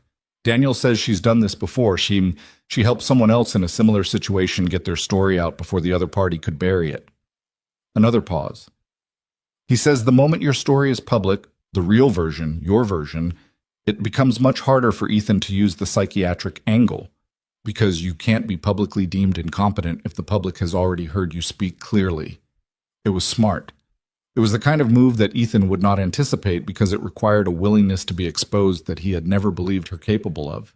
He had built his entire strategy on her silence, on her shame, on 6 years of training her to believe that visibility was danger. "Tell Daniel thank you," she said, and yes. She set the phone down and heard Lucien's voice stop in the back of the apartment, and then his footsteps in the hall, and he appeared in the kitchen doorway. "There's a problem," he said. His voice had changed. The steady quality was still there. Lucien's voice was always steady, but underneath it something had compressed, the way air compressed before something large moved through it. "What problem?" she asked. He crossed to the counter and set his phone down in front of her. It was a photograph, taken at a distance, slightly grainy, the kind of image produced by a long lens. It showed the exterior of the hotel where Margot and Daniel were staying. In the foreground, standing near the entrance in a dark coat, was a man she didn't recognize. But next to him, half turned toward the lobby doors, was a face she knew. Marcus Lowe, Ethan's business partner. "He sent someone to the hotel," she said. "He sent Marcus himself," Lucien said, "which means he's not managing this at arm's length anymore. He's deploying personal assets." His jaw was set. Marcus Lowe has a specific skill set that goes beyond business partnership. He spent 8 years in private security before Ethan brought him in. He knows how to apply pressure in ways that don't look like pressure. He's going to threaten Margot, or Daniel, or both. Lucien picked the phone back up. "My people at the hotel will keep them visible, but this changes the situation." Serena stood up from the stool. "Call them," she said. "Tell them to get out of the hotel, tonight, right now." "I already texted." Call them, Lucien. Don't text, call." She picked up her own phone. "I'll call Margot. You call Daniel, right now." He was already dialing. She called Margot's number and heard it ring and ring and ring, and felt the 3 seconds before it answered as the longest 3 seconds she'd experienced since standing outside the wedding with blood on her lip. And then Margot's voice came through, groggy, confused, pulled from sleep, and Serena said, as calmly as she was able, "Get dressed. Don't open your door until I tell you to. Wake Daniel." "What? Serena, what's—" "Marcus Lowe is at your hotel. Do you know who that is?" A beat. "Ethan's partner." "Yes, get dressed. Now. Don't call the front desk. Don't open the door." She heard movement. Heard Daniel's voice, low and immediate, the snap of a man who processed threat quickly. Heard Margot telling him, and heard his response, terse, decisive, and the sound of the room reorganizing itself around the necessity of moving. Lucien finished his call. He looked at her. "My people are on the floor. They'll escort them out through the service exit in 8 minutes." "Where do they go?" "Here." "Ethan will know that. He probably already—" "I have another location." He was already moving toward the hall, pulling his coat from the chair where he'd left it. "Come with me." "Where?" "I'm taking you somewhere he can't follow." He looked at her from across the room. "And before you tell me you're not going to let me arrange you, I'm asking, do you trust me?" She looked at him. The coat in his hand, the city burning through the windows behind him, the specific focused calm of a man who had assessed a situation and arrived at a conclusion and was offering her the choice. She thought about the photograph, Marcus Lowe outside the hotel, the 8 years in private security, the way Ethan deployed people, carefully, precisely, for maximum effect. She thought about her mother in that house with that document. She thought about 12 minutes. "Yes," she said. They were 20 minutes outside the city when her phone rang. Unknown number. Not the attorney's line. a different pattern in the digits. She looked at it and looked at Lucian, who was in the front seat now, turned slightly so he could see her face. "Unknown," she said. "Answer it." She did. The voice that came through was not Ethan's. It was her mother's. But different, strained and thin in a way she had never heard before. The voice of someone who was not alone and knew it and was choosing each word around the presence of whoever was in the room. "Serena," a breath. "I need you to listen carefully." "Mom, where are you?" "I'm at the house." A pause with weight behind it. "Ethan asked me to call you. Her mother's voice shifted, fractionally, something tightening in the throat. "He wants to talk. He thinks if you came back tonight, the two of you could—" "Mom." Serena's voice was very quiet. "Is he in the room right now?" Silence that lasted 1 second too long. "Are you safe?" Serena asked. "I'm fine," her mother said, in the particular register of someone who is not fine and is communicating that fact through the very texture of the denial. Serena looked at Lucien. His eyes were already on her. She mouthed, "My mother. Ethan's house." His jaw set. "Mom," she said, keeping her voice even, "I need you to do something for me. If you can, I need you to walk to the kitchen and get a glass of water. Can you do that?" A pause. Then, "Yes." "Hold on." The sound of footsteps. A door. Then her mother's voice again, lower, faster, stripped of the careful register. "He's been here since I arrived. I thought it was a conversation, but he keeps saying your name, and his hands are—" A breath. "He's not the same. He's not—" "I know," Serena said. "I know, Mom. Listen to me. Don't argue with him. Don't tell him you called me. Go back in the room and I will handle this. Do you understand me?" "I will handle it." "Serena, do you understand?" A beat. "Yes." "Go back in the room. Keep him calm. Don't be alone with him." She paused. "I'm coming." She ended the call. Lucien was already turned fully toward her. "What did she say?" "He has her in that house. He's—" Serena stopped. She thought about her mother's voice, the thinness of it, the fear underneath the management, the things she'd heard in it that she recognized from a place deep in her own experience, the particular quality of a person measuring their words around someone unpredictable. "He's unraveling, losing the financial backing, the attorney pressure from Donna, whatever your people did with his accounts today. He's losing the structure, and when Ethan loses structure, he becomes dangerous," Lucian said. "Yes." The car was already slowing. Lucian said something short to the driver that she didn't catch, and the car turned, and the city began to reappear through the windows, growing larger and more specific as they turned back toward it. "You're not going in that house," Lucy said. Not a command, a fact laid beside her for her to look at. "My mother is in that house." "I know." "He is going to hurt her." She felt it in the specific, certain way she felt things about Ethan now. Not intuition, not anxiety, but pattern recognition built from 6 years of proximity to the way he escalated when he was cornered. He's already done the math, and the math doesn't come out in his favor, and he needs something he can hold. He thinks my mother is that something. Lucian looked at her for a long moment. The city was coming back into view around them, the lights of it spreading out across the dark. And in the glow of it, his face was very still and very serious. "Then we go together," he said. She looked at him. "You're not going in alone," he said. "That's not negotiable. Everything else—" He held her gaze. "Everything else I will let you lead." She looked at the city through the window. She thought about the woman she had been 48 hours ago, the careful, invisible woman with her muted wardrobe and her 3-minute concealer routine and her absolute mastery of the art of not being seen. She thought about her mother's voice. She thought about everything Ethan had built, and the fact that it was burning now, and the fact that burning men did not reason and did not negotiate and had never stopped when asked. She thought about the person she would have to be to walk back into that house. Not the woman who hid, not the woman who calculated and survived and waited. Someone who had crossed a line and meant it. "Let's go," she said. The house looked the same. That was the first thing that hit her, the absolute insulting sameness of it. The stone facade, The iron railings, the warm amber light bleeding through the curtains of the front sitting room. The kind of house that announced itself as a good life. The kind of house that made people on the street glance over and feel, briefly, that someone in there had figured something out.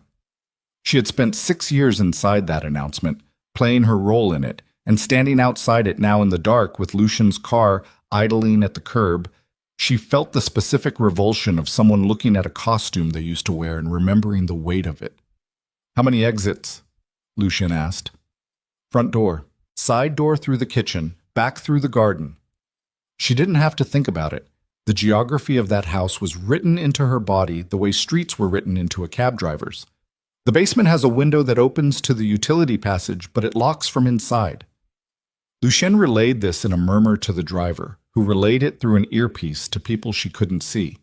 She'd stopped being surprised by the infrastructure. It existed, and it was here, and right now it was the only thing standing between her mother and a man who had run out of options. "His car?" Lucien said. "The gray Audi, it's in the drive." She could see it from here, parked at an angle, slightly off-center, the way Ethan parked when he was agitated. Small things. She knew all his small things. "Marcus? I don't see his car." She scanned the street. He could have walked from somewhere, or Ethan sent him to the hotel separately. She paused. "If Marcus is in there, then we adjust." Lucien opened his door. "Stay behind me until we're inside, and I have the room." "Lucien." He looked at her. His face in the dark was very still. 2 seconds. "Let me have 2 seconds to read the room before you move. That's all I'm asking." She thought about arguing. She thought about her mother's voice, the thinness of it, the management underneath the fear. She thought about what Ethan did when he was cornered, and what Marcus Lowe's 8 years in private security looked like applied to a domestic situation. 2 seconds, she said. Duh. The front door was unlocked. That was wrong. Ethan locked that door compulsively, double-locked it, checked it twice before bed, made it a minor point of friction between them in the first year of the marriage because she'd been less rigorous about it, and he'd framed her carelessness as a character issue rather than a preference. An unlocked front door was not something Ethan did. Lucien pushed it open with 2 fingers and paused, and she stood behind him in the doorway and heard nothing. The house had a particular quality of silence that was not empty silence, occupied silence, the silence of people in a room being careful about the sounds they made. Then her mother's voice from the direction of the sitting room. "That's not... I already told you. I don't know where..." And Ethan's voice, lower, with the tightness in it that she knew the way she knew her own name. "Then call her again." Lucien moved. She was a step behind him, through the foyer, past the hall table with the ceramic bowl where Ethan kept his keys, into the doorway of the sitting room, and she had the image of it in full before either of them looked up. Her mother on the far couch, upright and rigid, her handbag clutched in her lap with both hands, the way you held something when you were trying not to show that your hands were shaking, and Ethan standing near the fireplace, jacket off, shirt sleeves rolled, a glass of something on the mantel behind him. He looked bad. That was the thing she registered first, before the anger, before anything else. He looked like a man who had been awake for 30 hours running scenarios and finding all of them closed. His face had a rawness she'd never seen on him. The carefully maintained surface was gone. The smooth, calibrated presentation, and what was underneath it was something she recognized from the last 2 years of the marriage, from the moments just before things escalated, but amplified. Exposed. The mask not slipping, but simply absent. He saw Lucien first. Something moved through his face. Fast, complex. A calculation running and arriving at an answer he didn't like. Then he saw Serena, and the calculation collapsed into something raw. "Get out of my house," he said. "Mom?" Serena looked past Ethan to her mother, who had risen from the couch with her handbag still clutched to her chest. "Come here." Her mother took 2 steps and stopped. Something was holding her. Not a physical restraint, but the particular frozen quality of a person who has spent the last several hours having their understanding of a situation progressively and expertly rewritten and doesn't yet know which version is real.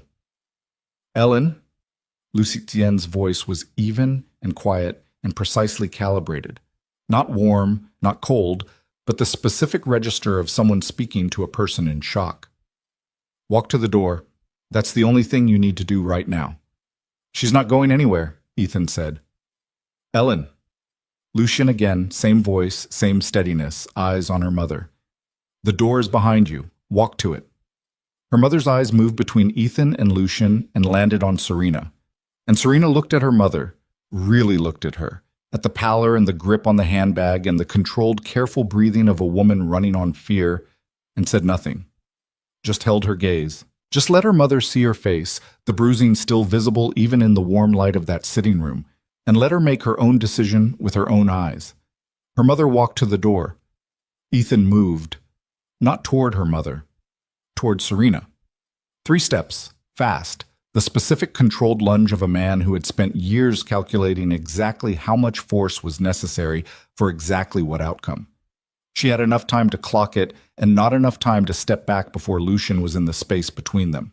Not hitting him, not grabbing him, just there, in the space, an immovable fact. Ethan pulled up short. The 2 men were close enough that Ethan would have to make contact to go further, and something in the way Lucien was standing. Not a fighting stance, not theatrical, just the absolute economy of a man who had been in situations that required this and had never lost. Communicated a message that Ethan received clearly. Serena. Ethan's voice had changed. He was talking past Lucien, his eyes locked on her face, and his voice had gone to the version she'd always found most difficult. Not the cold version, not the threatening version, but the devastated version. The raw, pleading, I can't believe it came to this version. Please, look at what you're doing. Look at what this is. We can fix this. I know you're scared and I know I know what happened was, I know I hurt you. He stopped. His jaw worked. I know that. I'm telling you I know that. Come home and we can... Stop. Her voice came out steadier than she expected. Not loud, just final. Serena. I've heard this version. She held his gaze. You've used it before. After the ribs. After the night in the kitchen. I've heard it in that exact register, and I've watched you produce tears at exactly the moment they're most useful, and I know... She stopped, felt something sharpen in her chest. I know what it costs you to perform this. Nothing. It costs you nothing, and I spent years believing it cost you everything. Ethan's expression shifted. The devastated register dropped, not all the way, but enough. A partial lowering of a performance that was exhausting him. What she saw underneath it was not grief.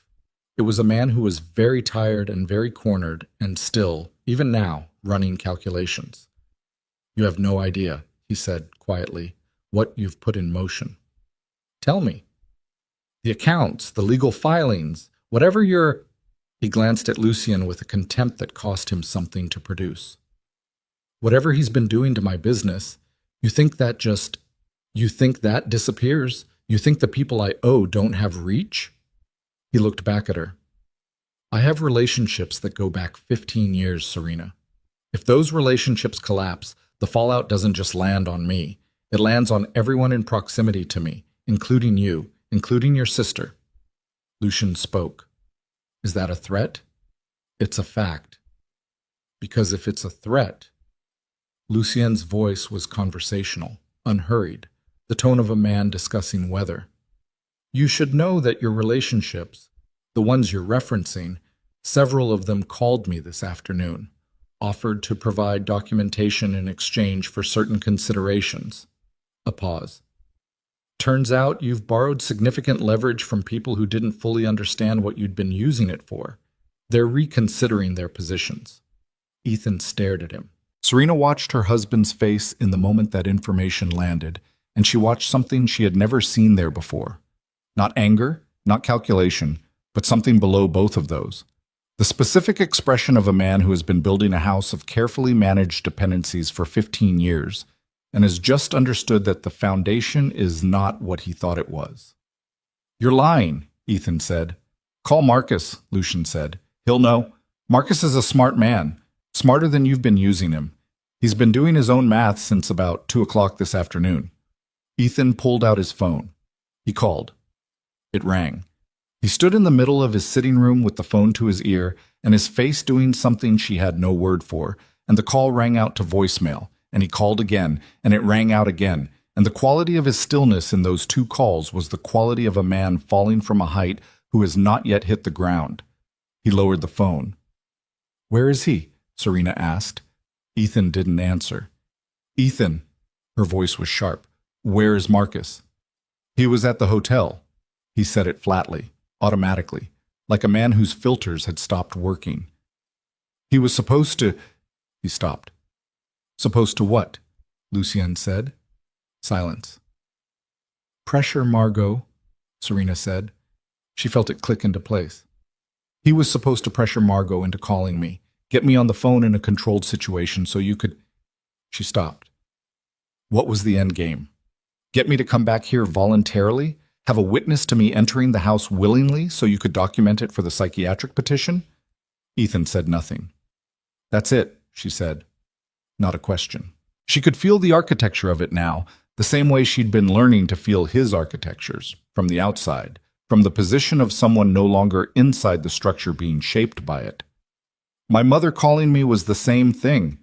If I came here voluntarily, you have me in a space you control, and you have a witness who believes your version of me, and you have, what? A conversation someone could testify to? An incident you could shape?" "You don't know what you're talking about," he said. "I know exactly what I'm talking about." She took a step toward him. Lucien shifted slightly, not blocking her, just adjusting, staying in her periphery. "I have spent 6 years being told I don't know what I'm talking about, that I misremember, that I catastrophize, that my version of events doesn't align with reality." She stopped 4 feet from him, close enough to see his face clearly in the lamplight. "And I believed it. For years I believed it, because you were very good at it, and I was very tired, and it was easier to think I was broken than to think that the person I'd built a life with was this." Ethan looked at her. His eyes were red-rimmed. His shirt was wrinkled in a way his shirts never were. He looked, she thought, like the specific ruin of a man who has held a performance together for so long that when it fails completely, no partial descent, just the whole structure coming down. "I loved you," he said. "I know you believe that," she said. "That's not—" "I think in your version you did. I think in your version the control and the management and the—" She stopped, breathed. "I think in your version it came from love. And I think that's the most frightening thing about you. Not the anger. The fact that you could do all of it and still tell yourself it was love." His jaw tightened. The red-rimmed eyes went flat, the devastated register shutting down, something colder moving in beneath it. "You're making a mistake," he said. "I've made a lot of them." She held his gaze. "This isn't one." He moved. Not at her. Sideways. Fast. Toward the side table near the door. She didn't understand it for half a second, and then she did. The drawer. She knew that drawer. She'd asked him about the drawer once, 18 months ago, why it was always locked, and he'd told her it was client documents and she'd accepted it because she accepted everything. Lucien crossed the room in 4 steps and had Ethan's wrist before the drawer was fully open, and the sound the joint made when Lucien applied pressure to it, controlled, precise, not breaking, but the specific angle that made movement impossible, made Ethan go still immediately. "Don't," Lucien said. Ethan stood completely still. His face was white. "Open your hand," Lucien said. Ethan opened his hand. Nothing fell. He hadn't reached whatever was in the drawer. Lucien turned him, not violently, with the specific economy of someone who has done this before and has no interest in excess. He put Ethan in the chair nearest the window and stood over him and looked at him the way you looked at something you'd assessed and arrived at a conclusion about. "What's in the drawer?" Serena asked. Lucien reached in without looking away from Ethan and came out with a phone. A second phone. Smaller, prepaid, the kind sold in cash at any drugstore. He turned it over and looked at the screen and looked at Ethan. "Who is this registered to?" Lucien said. Ethan said nothing. Lucien looked at her. She crossed to him and looked at the phone screen. It was locked, but the notifications were visible on the exterior and 3 texts, all from the same number, all in the last 2 hours. The preview of the last one read, "Web is going to be a problem. He's talking. She looked at Ethan. Who is he talking to? She said. Ethan's jaw was set. His wrist sat in his lap at a slightly wrong angle. Ethan, her voice cut. Clarence Webb, the psychiatrist who wrote the false evaluation. Who is he talking to? You're not going to... He's talking to Donna Reyes, Lucien said. He wasn't reading it from the phone. He was looking at his own phone, the real one, and something had come through in the last 60 seconds. My source says Webb contacted an attorney 20 minutes ago, offering information about the Hale evaluation in exchange for immunity consideration. The room went quiet. Serena processed that. Clarence Webb, the man Ethan had paid to fabricate a psychiatric history, had decided, as the structure around Ethan began collapsing with increasing speed, that his loyalty had a price ceiling, and that price ceiling had been reached. He was going to talk. He was going to describe exactly what had been asked of him, and how much he'd been paid, and how many times he'd done it before. She looked at Ethan. His face had gone somewhere beyond the expressions she knew, past calculation, past performance, past even the cold flatness he defaulted to when things didn't go the way he'd planned. He looked, she thought, like a man standing in a building that has been structurally condemned and has just heard the first crack from somewhere in the walls. It's over, she said. He looked at her. I'm not negotiating with you. Her voice was quiet and completely certain. I'm not here to make a deal or take a settlement or agree to silence in exchange for anything. I'm here because you used my mother to get me here, and I'm telling you directly, so there's no room for you to build another story out of it. It's over. The financial complaint is going to fall apart when Donna Reyes requests the account records and establishes the control pattern. The psychiatric petition is going to fall apart when Webb testifies about what he was paid to produce. The witness statements are already compromised. She paused. You've got nothing left. He stared at her for a long moment. Then he did something she did not expect. He laughed. Not a real laugh, not humor, not relief. A sound that came out of him like something being expelled, short and hollow, and frightening in its absence of any of the things that made laughter, laughter. You think Lucien Voss is going to save you, he said. You think this? He gestured at the room, at Lucien, at all of it. You think this ends well for you, documented abuse and a good attorney and the criminal who came to rescue you, and you think that's a story that ends with you standing. I don't need a story that ends with me standing, she said. I need a story that ends with me out. You're out, he said. You've been out since the moment you called him, but out doesn't mean safe. Out doesn't mean... Ethan, Lucien's voice was quiet, the specific quiet of a barometric drop. Be very careful right now about what you say next. Ethan looked at him, and for the second time in 3 days, Serena watched her husband look at Lucien Voss and encounter something he had no framework for. Not money. Ethan had money, or had had it. Not status. Ethan had built an entire identity on status. What Lucien had was something Ethan had been performing his entire life and had never actually possessed. The absolute, structureless authority of a man who meant what he said every single time he said it, and whom the room understood to mean it, without theater, without performance, without the elaborate scaffolding of manipulation that Ethan required to produce the same effect. The difference between them was visible in that moment, stark and specific, and Serena thought something she would carry with her for a long time. Her phone buzzed. She looked at it. A text from Margot. We're out. Daniel's cousin's place. Everyone okay? What's happening there? She typed back. Okay. Stay there. I'll call you. She looked up. Her mother was in the doorway. She'd forgotten for a moment that her mother was still in the house, and she was watching the room with an expression that Serena had never seen on her before. Not her mother's confident, managing, opinion-forming expression. Something stripped of all of that. Raw and shaken and old in a way that her mother's face rarely allowed itself to be. Their eyes met. Her mother looked at Ethan in the chair, looked at the prepaid phone on the side table, looked at Lucien standing in the room with the specific density of a man who lived in a world where the things Ethan had been attempting tonight were considered amateur. And then her mother looked back at Serena and said very quietly, I'm sorry. 2 words. She'd waited a long time for 2 words, and these were not the 2 she'd expected, and they were not sufficient, and they were also, she found, genuinely meant, and she didn't know yet what to do with that combination, but she let it land. "I know," Serena said. Ethan watched this exchange with the eyes of a man watching an exit close. Then he stood up.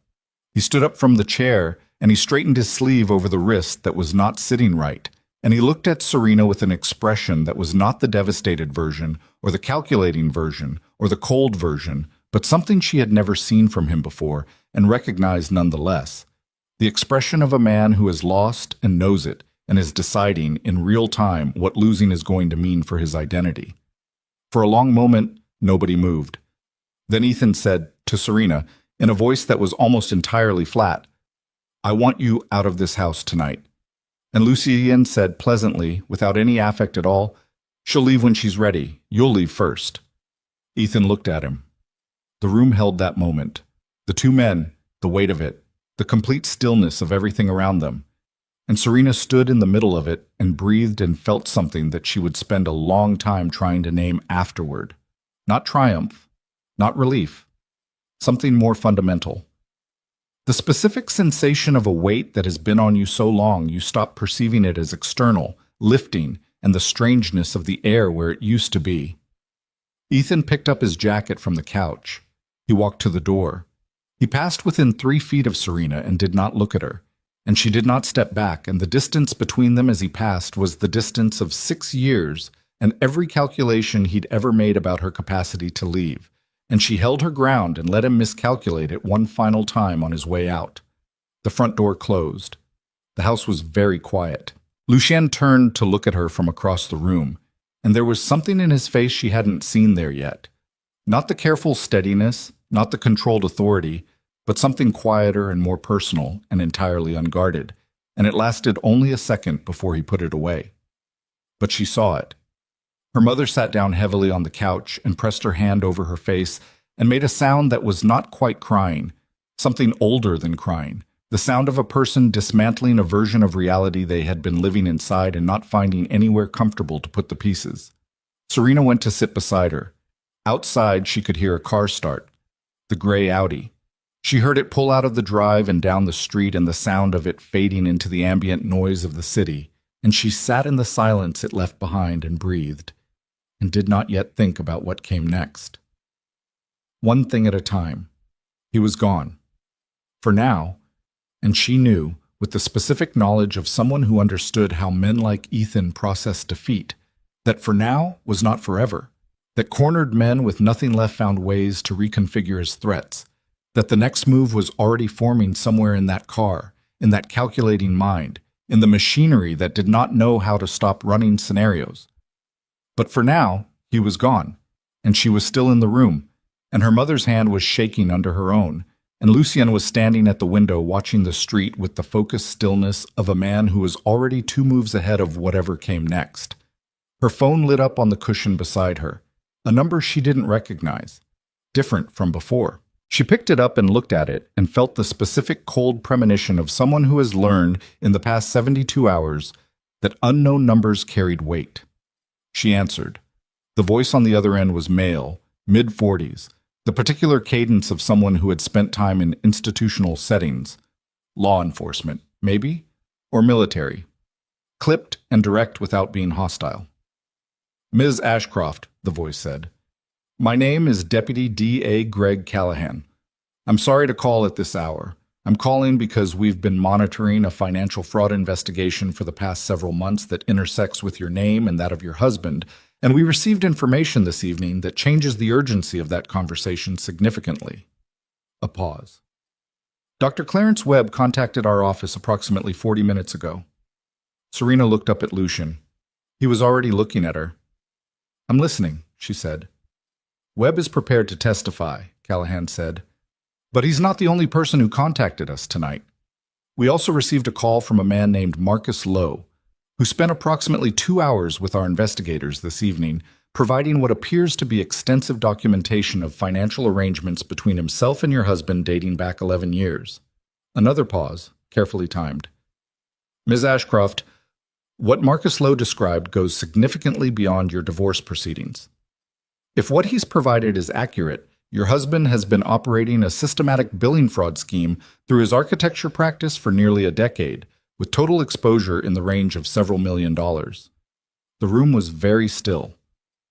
"We'd like to speak with you tomorrow morning," Callahan said, "as a witness, not as a subject. What Webb and Lowe have provided suggests you were not a participant. In fact, that your isolation from the finances was deliberate. Your husband appears to have structured your financial exclusion specifically to ensure you couldn't inadvertently expose what he was doing." A breath. "You were insulated from the money because he couldn't risk you knowing where the money came from." She sat with that. All of it. The household card, the monthly limit, the statements she never saw, the accounts she never accessed, the 4 years of being told it was efficiency, that it was his area of expertise, that she didn't need the stress of it. Not control for control's sake. Control as concealment. She had been managed out of the knowledge of her own life because the knowledge of her own life would have exposed him, and she had spent 4 years feeling grateful for not having to deal with the complexity of it. And somewhere underneath all of that gratitude had been the very thing he was hiding. "What time tomorrow?" she said. 9 o'clock, Callahan said. "I can send a car." "I'll get myself there." She paused. "Mr. Callahan, the psychiatric evaluation filed in family court this week under the name Dr. Clarence Webb will be withdrawn by morning," he said. "Webb's cooperation is contingent on it." She closed her eyes for exactly 1 second. "Thank you," she said. She ended the call. Lucien was still at the window. He hadn't moved, hadn't spoken, but she understood from the set of his shoulders that he had heard enough to understand. "Marcus," she said. "He made his calculation," Lucien said. "I told you he was smarter than Ethan was using him. You knew he'd flip." "I thought it was likely." He turned from the window. "I didn't know about the billing fraud. That's larger than what I was working with." "He kept me away from the money because the money was dirty," she said. Lucien held her gaze. "Yes." She looked at her hands in her lap. They were steady. They were still steady, and she still hated it, the equanimity her body maintained by reflex in situations that should have broken her open. But underneath the steadiness, something was moving. Some deep tidal thing, slow and enormous, and not yet at the surface. She had married a man who defrauded clients for a decade.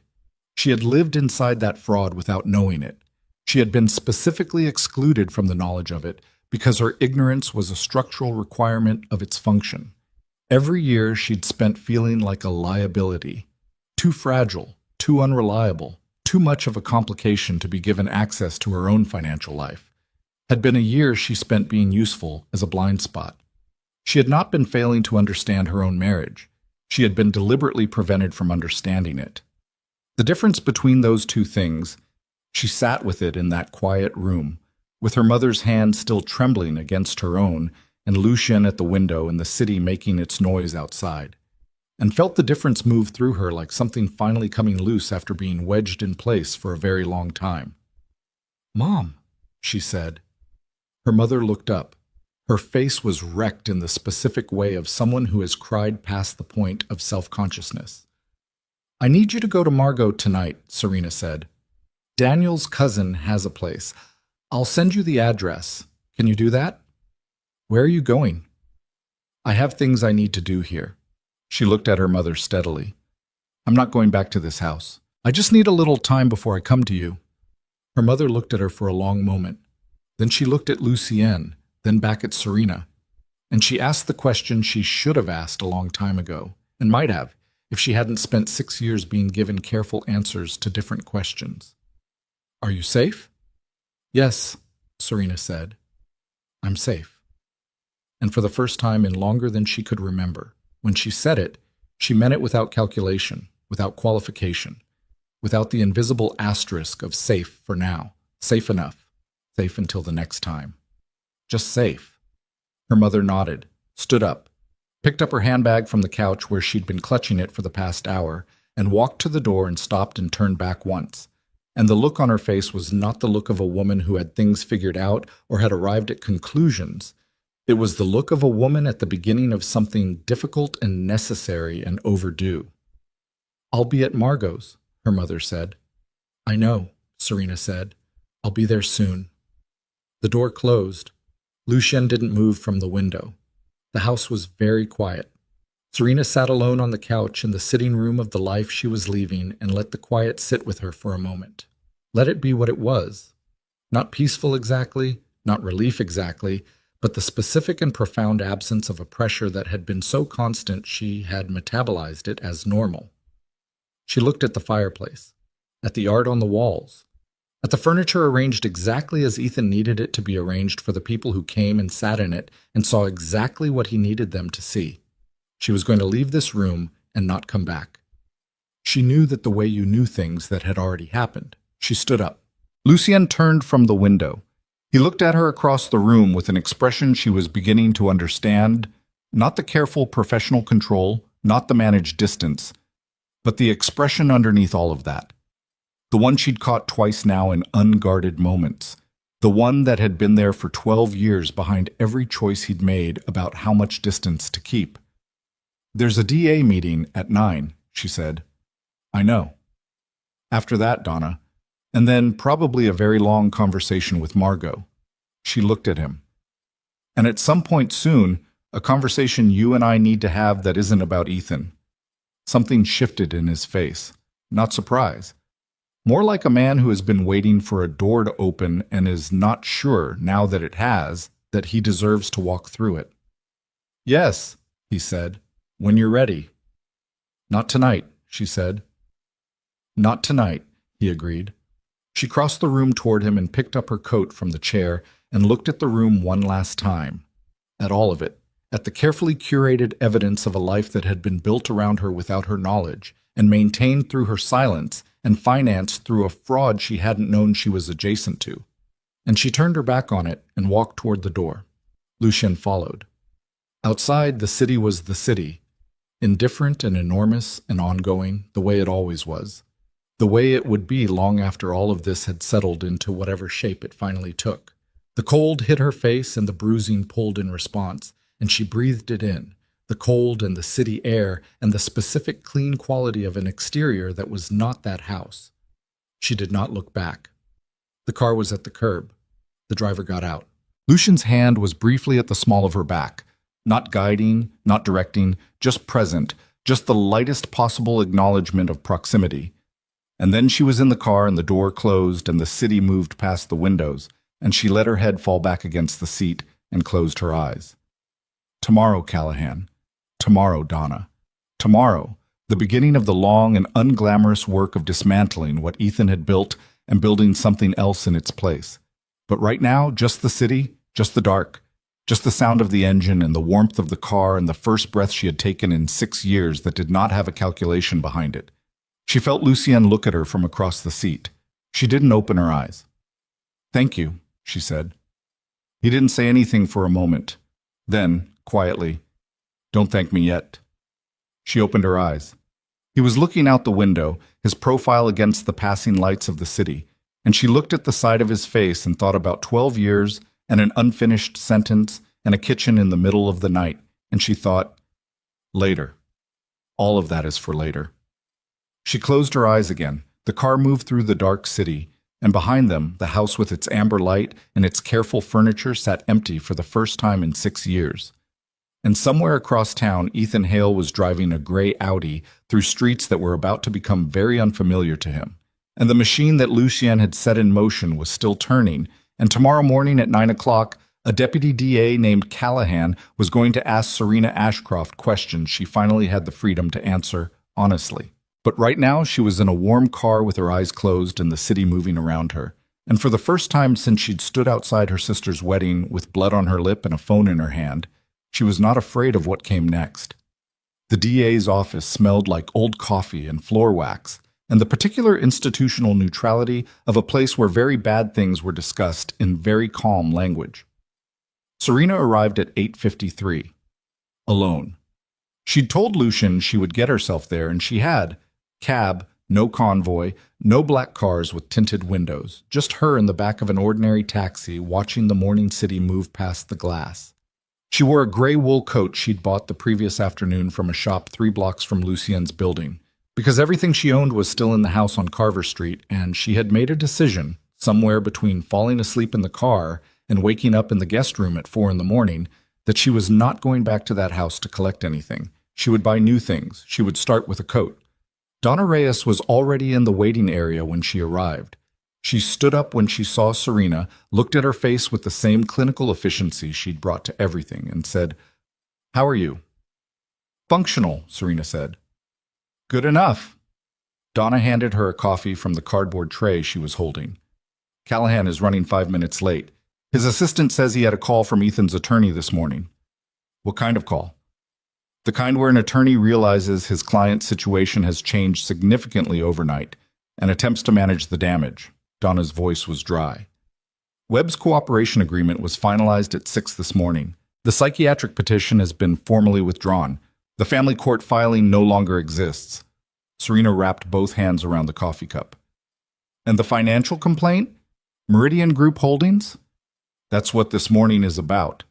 Donna looked at her steadily. "Callahan's investigation into the billing fraud predates your situation by 8 months. You showing up is a gift to them, a direct witness to the financial control structure Ethan maintained.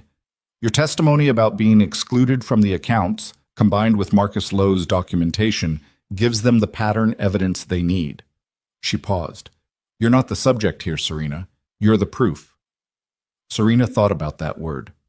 Proof.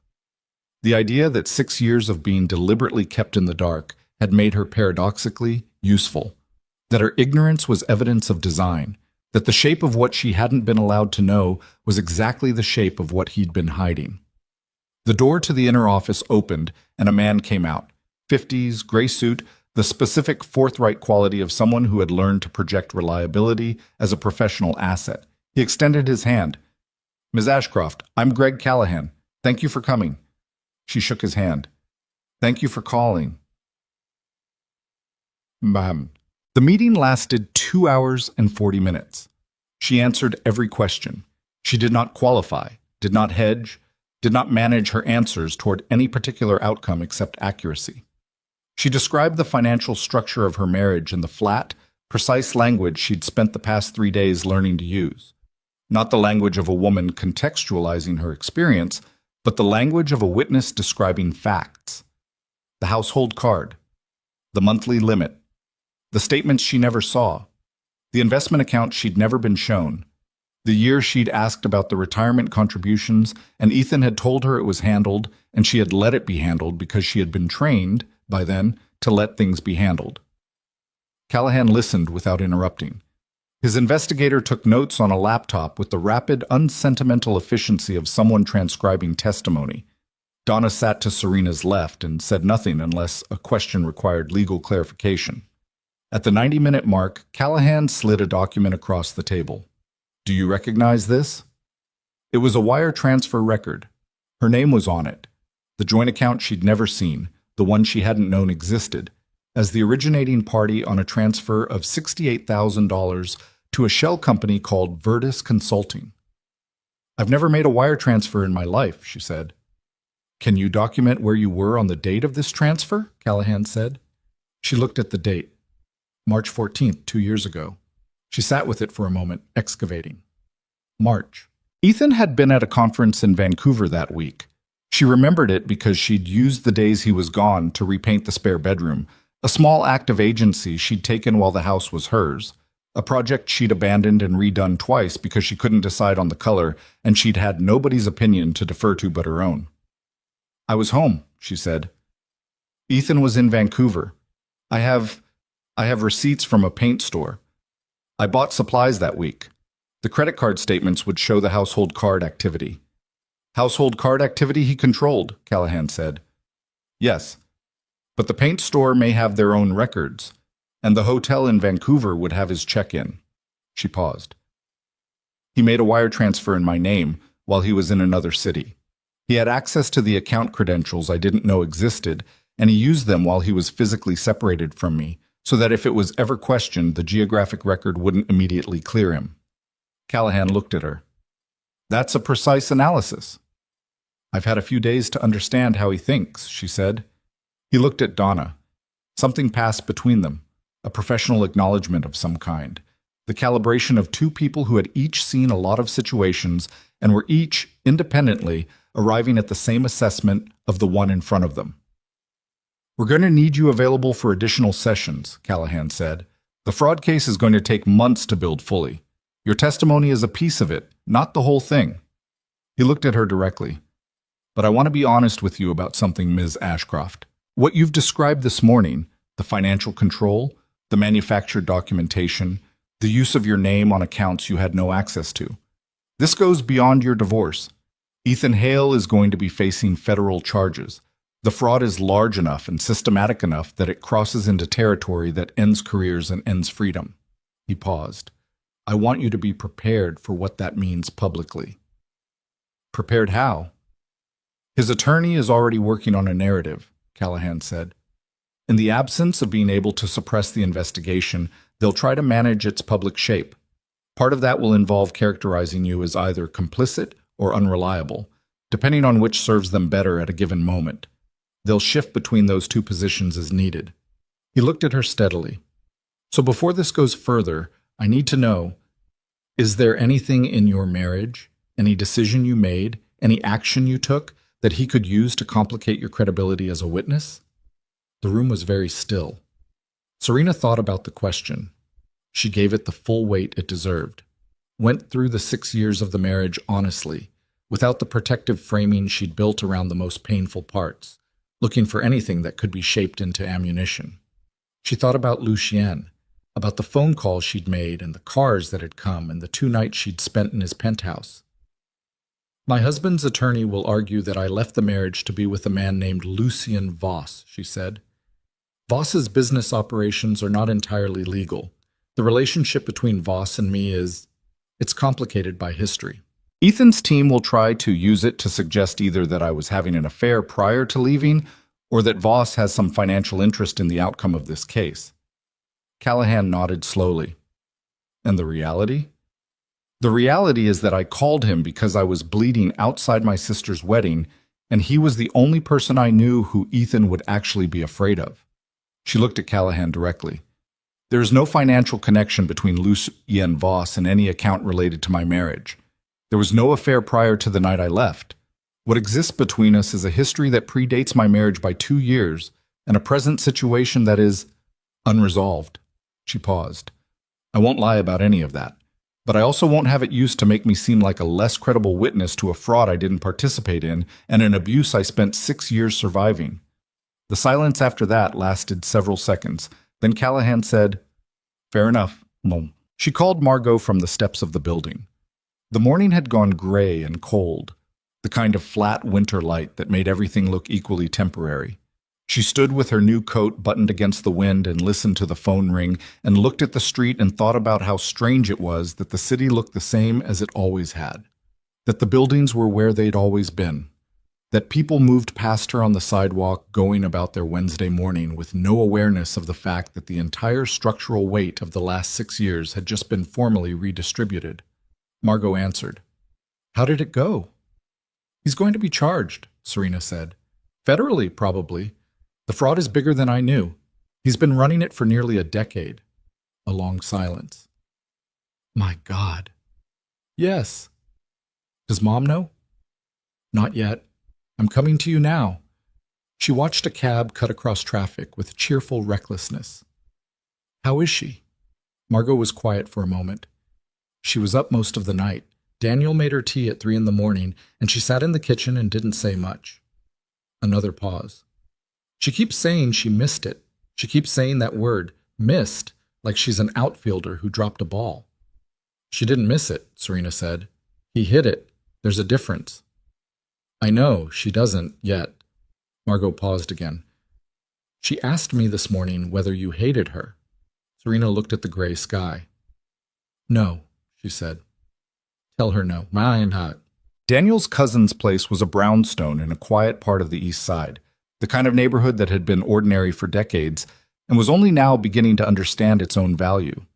Margot met her at the door and held her for a moment without saying anything, and that was the right thing to do, so Serena let it be the right thing. Inside, the house smelled like coffee and something baking, Someone had needed to do something with their hands, and the result was a loaf of banana bread, cooling on the counter that nobody was going to eat, because nobody had an appetite, but all three of them were going to eat anyway, because it was there and it was warm, and sometimes that was what you did. Her mother was in the small sitting room off the kitchen. She looked older than she'd looked 2 nights ago at the wedding. Not fragile. Her mother had never been fragile. It was both her greatest quality and the source of a significant amount of damage over the years. But compressed, like something had been pushing in on her from all sides for 24 hours, and the shape of her had changed under the pressure. She looked up when Serena came in. Serena sat in the chair across from her. She didn't open with anything. She let the silence be what it was for a moment. Not hostile, not comfortable, just honest. The particular silence of two people who love each other and have each, for different reasons and in different ways, been failing to see each other clearly for a very long time. "I owe you an apology," her mother said. "Yes," Serena said. "You do." Her mother blinked. She'd expected something else. Deflection maybe, reassurance, the particular social lubrication that women were trained to provide in moments of discomfort. "I'm not going to tell you it's fine," Serena said. "It isn't fine. You had information, the photographs, my voice on the phone, and you went to his house instead of coming to me, and that cost something." She looked at her mother steadily. "But I also know that he'd been building his version of me in your head for years, and I know that what you did came from a place that started as love, even if it ended somewhere else." She paused. "So I'm not telling you it's fine. I'm telling you it's survivable, if we're honest about it." Her mother pressed her fingers to her mouth. Her eyes were red. "I looked at those photographs last night," she said. "Really looked at them. Donna, your attorney sent them again with annotations, clinical ones, explaining what each injury indicated about the force involved." Her voice was very controlled and very close to not being controlled. "I sat in that kitchen at 3 in the morning and I looked at those photographs and I thought about every dinner, every Christmas, every time I patted his hand." She stopped. "I helped him," she said. "Not on purpose, but I helped him." "Yes," Serena said. "You did." The honesty of it landed hard. Her mother absorbed it the way people absorbed hard landings, with the full weight of it, nothing cushioning it, just the reality and the sound of it, and the need to breathe through what came after. "What do I do with that?" her mother asked. "You don't try to fix it in one conversation," Serena said. "You start by not doing it anymore. That's all." Her mother looked at her for a long moment. "You're different," she said, "than you were. Even 2 years ago, even a year ago when I look back at it now, you were different. I know. What happened to the girl you were when you were 22? It was not a cruel question. Her mother was genuinely asking about the woman she remembered, the one before Ethan, the one who'd made choices that alarmed her and that she'd tried to redirect, who had been fierce and certain and occasionally reckless in the specific way of young women who haven't yet had that recklessness used against them. "She's still here," Serena said. "She's just been very quiet for a long time." She stayed at the brownstone through the afternoon. They ate the banana bread. They drank too much coffee. Daniel moved through the house with the particular thoughtful invisibility of a good man who understands that some conversations don't need a witness, and his cousin, a woman named Prue, 50-something, warm in the undemonstrative way of people who are genuinely kind rather than performatively so, kept the kitchen supplied without intruding. At some point, Margot sat next to her on the small couch and said quietly, "What happens now?" "Donna files the divorce petition this week. The fraud investigation runs parallel. I don't control the pace of that. Callahan says federal cases take time." She looked at the middle distance. "Ethan's attorney is going to fight everything. That's their job. It's going to be long, and it's going to be expensive, and there are going to be days when it feels like nothing is moving." She paused. "But the psychiatric petition is gone. The financial complaint will be dismissed once Donna establishes the control pattern. The hospital record from year 3 has been requested." She felt the weight of each item in the list, the specific gravity of evidence that had existed all along and simply needed to be gathered and named. "The shape of the case is clear. It just takes time to build." "And Lucienne?" Margot said. She looked at her sister. Margot was asking with her eyes as much as her voice. Not accusing, not approving, just asking the genuine question of a woman who wanted to understand her sister's life. That's a different conversation, Serena said, with a longer timeline. Do you? Margot stopped, started again. Are you safe with him? Serena thought about how to answer that honestly. Not the easy answer, yes, completely, and not the evasive one. It's complicated. The true one. He has never controlled me, she said. Not once. In 10 years. Every time I've made a decision he disagreed with, leaving his world at 22, marrying Ethan, calling him from outside the wedding, he has let me make it and lived with the consequences without punishing me for them. She paused. He exists in a world that's dangerous. I'm not going to pretend otherwise, but danger from the outside of a relationship and danger from the inside of one are very different things. I know that now in a way I didn't know it before. Margot was quiet for a moment. Mom's going to need time with this. I know. Not forever, just time. I know, Serena said again. Margot leaned her head briefly against Serena's shoulder. The gesture was so familiar, years old, decades old, the specific physical vocabulary of sisters, that it hit somewhere below the level of thought. Serena sat still and let it land and let herself feel the relief of it, the specific, uncomplicated warmth of a sister who believed her and was here. She called Lucien at 6 that evening from the front step of the brownstone. The winter dark had come down fully, and the street was lit by the amber spill of the brownstone windows and the occasional passing car. She could see her breath. He answered on the first ring. How did the meeting go? He said. Federal charges are likely. Callahan says the case is strong. She watched a car pass. He's going to fight it. His attorney is already restructuring the narrative. She paused. But the petition is gone, and the false complaint is going to fall. The ground is solid. Yes, Lucien said. It is. I want to ask you something. Ask. The things you did this week, the accounts, the lender, Prescott Capital, whatever you said to Marcus that made him decide to cooperate with the DA, did any of it cross lines that are going to come back on you? A pause. Define come back. Legal exposure for you or your organization. No, he said. Nothing I did was traceable, and nothing I did was illegal in ways that would generate exposure in this context. A brief pause. I applied pressure through legitimate channels where possible. Where the channels weren't legitimate, the methods weren't visible. He said it straightforwardly, not boasting, not minimizing, just the plain description of how his world worked. She accepted it.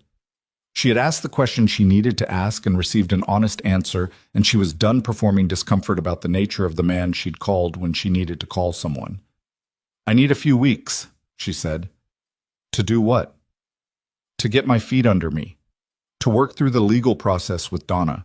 To spend time with Margot and my mother and figure out what those relationships look like now. She paused. To remember who I am when I'm not managing a crisis. A silence. Not the cold kind. Okay, he said. I'm not disappearing, she said. I'm not... This isn't a version of 22. I know, he said. I just need... Serena. His voice was quiet. Take what you need. I'll be here. She looked at the lit windows of the brownstone and thought about 12 years and the specific patience of a man who had made one decision at 22, to let her go because she wanted a different life, and had lived with that decision across every subsequent year without trying to undo it. That kind of patience was not the passive kind. It was the active, costly kind, the kind that required ongoing choice, renewed daily, to not reach towards something you hadn't stopped wanting. Thank you, she said. You said that already, he said, last night. I'm saying it again. A pause. Something in the quality of the silence changed, became slightly warmer, slightly less guarded. Get some sleep, he said. You look terrible. She almost laughed. You can't see me. I have a very good imagination. She stood in the cold for another moment after she ended the call, watching her breath in the amber light, and let herself feel the particular strangeness of a life rearranging itself around her. Not finished rearranging, not close to finished, but moving. Clearly, irreversibly, moving. 3 weeks later, Ethan Hale was formally indicted. Donna called her with the news at 8 in the morning. The indictment covered 11 counts of wire fraud, 3 counts of financial document falsification, and 2 counts of conspiracy, the last 2 arising from evidence that he had coordinated with a now former associate at Prescott Capital who had facilitated the fraudulent loan structures. Marcus Lowe had been offered and accepted a reduced charge in exchange for his full cooperation. Richard Gantry, Ethan's attorney, had withdrawn from the case 72 hours before the indictment, which told its own story about the conversations happening behind closed doors. Dr. Clarence Webb had surrendered his medical license on a Tuesday morning with a 2-paragraph statement that said very little and confirmed everything. Serena listened to all of this sitting at the kitchen table of the apartment she'd rented. A small place, 2 rooms, bare walls, furniture that was purely functional and entirely hers. She'd signed the lease herself and paid the deposit herself and carried the boxes herself, and at no point during any of that had anyone told her it was being handled. The divorce petition is straightforward now, Donna said. With the fraud indictment, any claim he makes about marital assets gets complicated by the criminal proceeds question. His attorney, the new one, knows that a contested divorce is a liability right now. I expect them to seek a clean dissolution. How long? 3 to 4 months, possibly less if they want to minimize discovery. She looked out the kitchen window. The city from this angle was different. Smaller buildings, a slice of sky that was actually sky rather than another facade. She'd chosen the apartment partly for that. The slice of sky. Donna, she said, is it actually going to be okay? A pause, then, in the particular honest register that she'd come to trust in Donna Reyes. The legal part? Yes, it's going to be okay. The rest of it... A breath. The rest of it takes longer than 3 months. You know that. Yes, Serena said. I know that, Tika. Her mother came for dinner 6 weeks after the wedding. Serena cooked. Something simple, pasta, the kind of meal that didn't require performance. Her mother arrived with a bottle of wine and a look on her face that was working very hard not to be an apology, which Serena understood was its own form of progress. The apology had been said. Saying it again every time they were in a room together would become its own kind of management. They ate. They talked. Not about Ethan, not mostly, though he was present in the conversation the way things that have permanently altered the landscape were present. You didn't have to mention the river to know it had changed where the road went.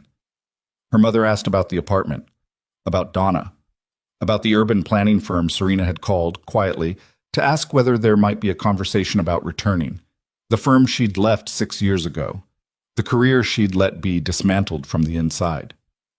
What did they say? Her mother asked. They said yes, Serena said. Not the same position, something different, maybe better. She poured wine into both glasses. I have to relearn some things. The field moved while I was gone. You'll manage, her mother said, and then quietly, with a difficulty that made it more genuine. You were good at it. You were very good at it, and I never... She stopped. Her jaw worked slightly. I was so busy being relieved that you'd married someone stable that I didn't ask what you were giving up to do it. Serena looked at her mother across the table. The lamp between them cast the kind of warm, imprecise light that softened everything slightly without making it dishonest. No, she said. You didn't. Her mother accepted that, sat with it, picked up her glass and didn't drink from it immediately, just held it. Are you angry? Sometimes, Serena said. Not all the time, not tonight. She looked at the table. I spent a long time being angry in a direction that cost me everything and served him. I'm trying to be more selective about where I put it now. Her mother looked at her for a long time. You know what I keep thinking about, she said finally. I keep thinking about you at 18, when you first brought Lucien to the house. She set the glass down. So frightened. I made myself so certain he was the wrong thing for you, and I said things to you that... She stopped. I pushed you toward Ethan, not directly, not on purpose, but I made it very clear what I thought safety looked like and what I thought danger looked like, and I was wrong about both. Serena looked at her mother. I know, she said. He came for you, her mother said. It wasn't a conclusion exactly, more like a woman arranging a fact she was still learning what to do with. 12 minutes, that's what you told me. 12 minutes. Her mother was quiet for a moment. What is it now, between you? Slow, Serena said. Careful. On purpose. She thought about the past 6 weeks, the phone calls, a dinner, once, at a restaurant they'd both chosen independently as neutral. The specific, deliberate pace of two people who had been doing things wrong for a long time and had decided to try doing one thing right. He doesn't push. He doesn't arrange things without asking. He waits. She paused. I'm still learning what it feels like to be with someone who waits. Her mother nodded slowly. I want to meet him, she said. Properly. Not the way I met him, which... A slight pained expression. Not like that. Not yet, Serena said. When it's time. Okay, her mother said. When it's time. She saw Lucien on a Thursday evening, 8 weeks after the night outside the wedding. They met at a small restaurant near the water that had no particular ambiance and very good food. The kind of place that existed because the cooking was worth it, without any further effort at atmosphere. He was already there when she arrived, a glass of water in front of him, reading something on his phone that he put away when she sat down. He looked at her face. Not at the injury. The bruising had been gone for weeks. Just at her. The way he'd always looked at her, the full attention of it. You look better, he said. Than the last time you saw me in person? Then you've looked in a long time, he said, even accounting for the last time.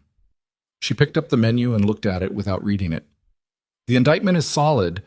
Donna says the dissolution will go through by spring. I heard. Through channels? Through Donna, actually. She called me last week. Serena looked up. Donna called you. She wanted to confirm certain financial details from the night we went to the house. He looked at her steadily. I cooperated fully. You could have told me she called. I know. I should have. He held her gaze. I'm still learning. She looked at him for a moment. The gray eyes, the lines that hadn't been there at 22, the specific and hard-won stillness of a man who had made a great many decisions he'd had to live with and had learned, not easily, what that cost. So am I, she said. They ordered. They ate. The conversation moved through things that were neither the crisis of the past 2 months, nor the history of the past 12 years, but the present tense, ordinary, ongoing, the texture of two people building something slow and provisional and honestly described. He talked about his sister, who was doing well, whose son had just started school. She talked about the urban planning firm, about the project she'd been brought in to consult on, a city corridor redesign that had been stalled for 3 years and needed someone who could see it fresh. Tell me about it, he said. So she did. She talked about the project for 20 minutes, with her hands moving and her voice doing what her voice did when she was interested in something. Accelerating slightly, losing the careful register, becoming just the voice of a person who cared about what she was talking about. She had not talked like that in 6 years. She'd forgotten she could. He listened the way he always listened, completely, without performing interest, without waiting for his turn. When she finished, he asked a question about the zoning constraints that was specific and intelligent, and they talked about that for another 10 minutes. And somewhere in the middle of that, she understood that this was what it felt like. Just this. 2 people at a table in a restaurant near the water, eating food that was worth eating, talking about something that mattered to one of them and had become, by virtue of her caring about it, something that mattered to the other. She had not had this. Not once. In 6 years. She had forgotten it existed. Afterward, they walked. The night was cold, but not brutal. The particular quality of late winter cold that suggested something else was coming without committing to it yet. The waterfront was mostly quiet. A few other walkers, the ambient sound of the water, the city lit up across the distance on the other side. They walked without particular destination. She had her hands in her coat pockets, and he walked beside her, close but not touching. And for a while neither of them said anything, and the silence was the comfortable kind, the kind you could only build across time and could not manufacture. Can I ask you something? She said. Yes. When you came that night, to the wedding, 12 minutes. She looked at the water. Had you been waiting for me to call? A pause. He considered the question with the seriousness it deserved. I had been waiting for you to be okay, he said finally. The call was... He stopped. I always thought the call would mean you were okay, that you'd call me to tell me you were well, that life had worked out, that the choice you made at 22 had been the right one. He was quiet for a moment. When the call came and it wasn't that, were you angry? She asked. At Ethan, he said. At myself. A pause. Not at you. At yourself for what? For waiting too long, he said. For deciding that respecting your choice meant staying entirely absent when I should have found a way to not intervene, but be reachable, be known to be reachable. His jaw was set slightly in the dark. I told myself I was giving you your life, and I was, but I was also... He stopped. I was also afraid that if I was close enough to see what was happening, I would do something about it before you were ready, and that would make me the same as him, a man who decided what you needed. She looked at the water for a moment. You're not the same as him, she said. No, he said, but I know what I'm capable of. And for a long time, keeping distance from you was how I managed the gap between what I wanted to do and what I had the right to do. She turned to look at him. He was looking out at the water, profile to her, and she looked at the side of his face and thought about all the things that a person carried without showing them. The decisions and the costs and the quiet ongoing weight of choosing, repeatedly, to be better than your first instinct. She took her hand out of her pocket. She put it in his. He looked down at their hands, then up at her face. Something in his expression moved. Not the controlled thing, not the professional stillness, but the thing underneath all of that. The thing she'd caught twice before in unguarded moments and now saw fully, unmanaged, entirely present. He didn't say anything. He didn't need to. He held her hand with the careful, deliberate grip of a man who understood that this was not a small thing and intended to treat it accordingly. They walked. The city spread itself out across the water, all amber and white, enormous and indifferent and ongoing in the way cities were. Through all of it, through everything, just ongoing. She had spent 6 years feeling erased inside that city, invisible, managed into silence. She had spent the past 2 months being loud about it in every room that needed her to be loud. And she was tired in the way you were tired after a long fight, but not in the way you were tired from a losing one. She was tired and she was here, and her hand was in Lucien's hand in the cold, and the water was doing what the water did, and somewhere across town, in a house she would never enter again, nothing was happening that she needed to be afraid of. Ethan Hale would stand in a courtroom in 4 months and face a federal judge with 11 counts against him. He would lose the architecture practice. He would lose the house on Carver Street to asset recovery proceedings. He would lose the city, not metaphorically, not emotionally, but literally, physically lose it. The terms of his eventual plea agreement would include a provision that kept him 200 miles from it. He would not disappear cleanly or easily or without attempting twice more to contact Serena through back channels that Donna closed within days. He would not stop being who he was, but he would lose everything he had built with who he was, and the people he had defrauded would be compensated from what remained, and the city would move on without him. The way cities moved on without everyone, eventually. She did not think about him now.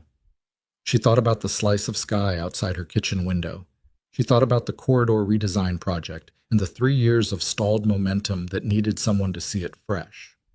She thought about Margot at the brownstone table eating banana bread with red eyes, and her mother with the bottle of wine at dinner, and Donna on the phone saying the legal part will be okay with the specific honesty of someone who knew the rest of it took longer. She thought about 12 minutes. She thought about the fact that when she had needed someone to come, someone had come, and that this, not the rescue, but the simple, reliable, costly fact of showing up, was what she had spent 6 years confusing with danger, while the danger stood next to her in a tuxedo, telling her how much it loved her. She looked up at the sky. Late winter, no stars visible through the light pollution, just a dark expanse that knew it was there even when you couldn't prove it. Lucian's hand was warm in hers.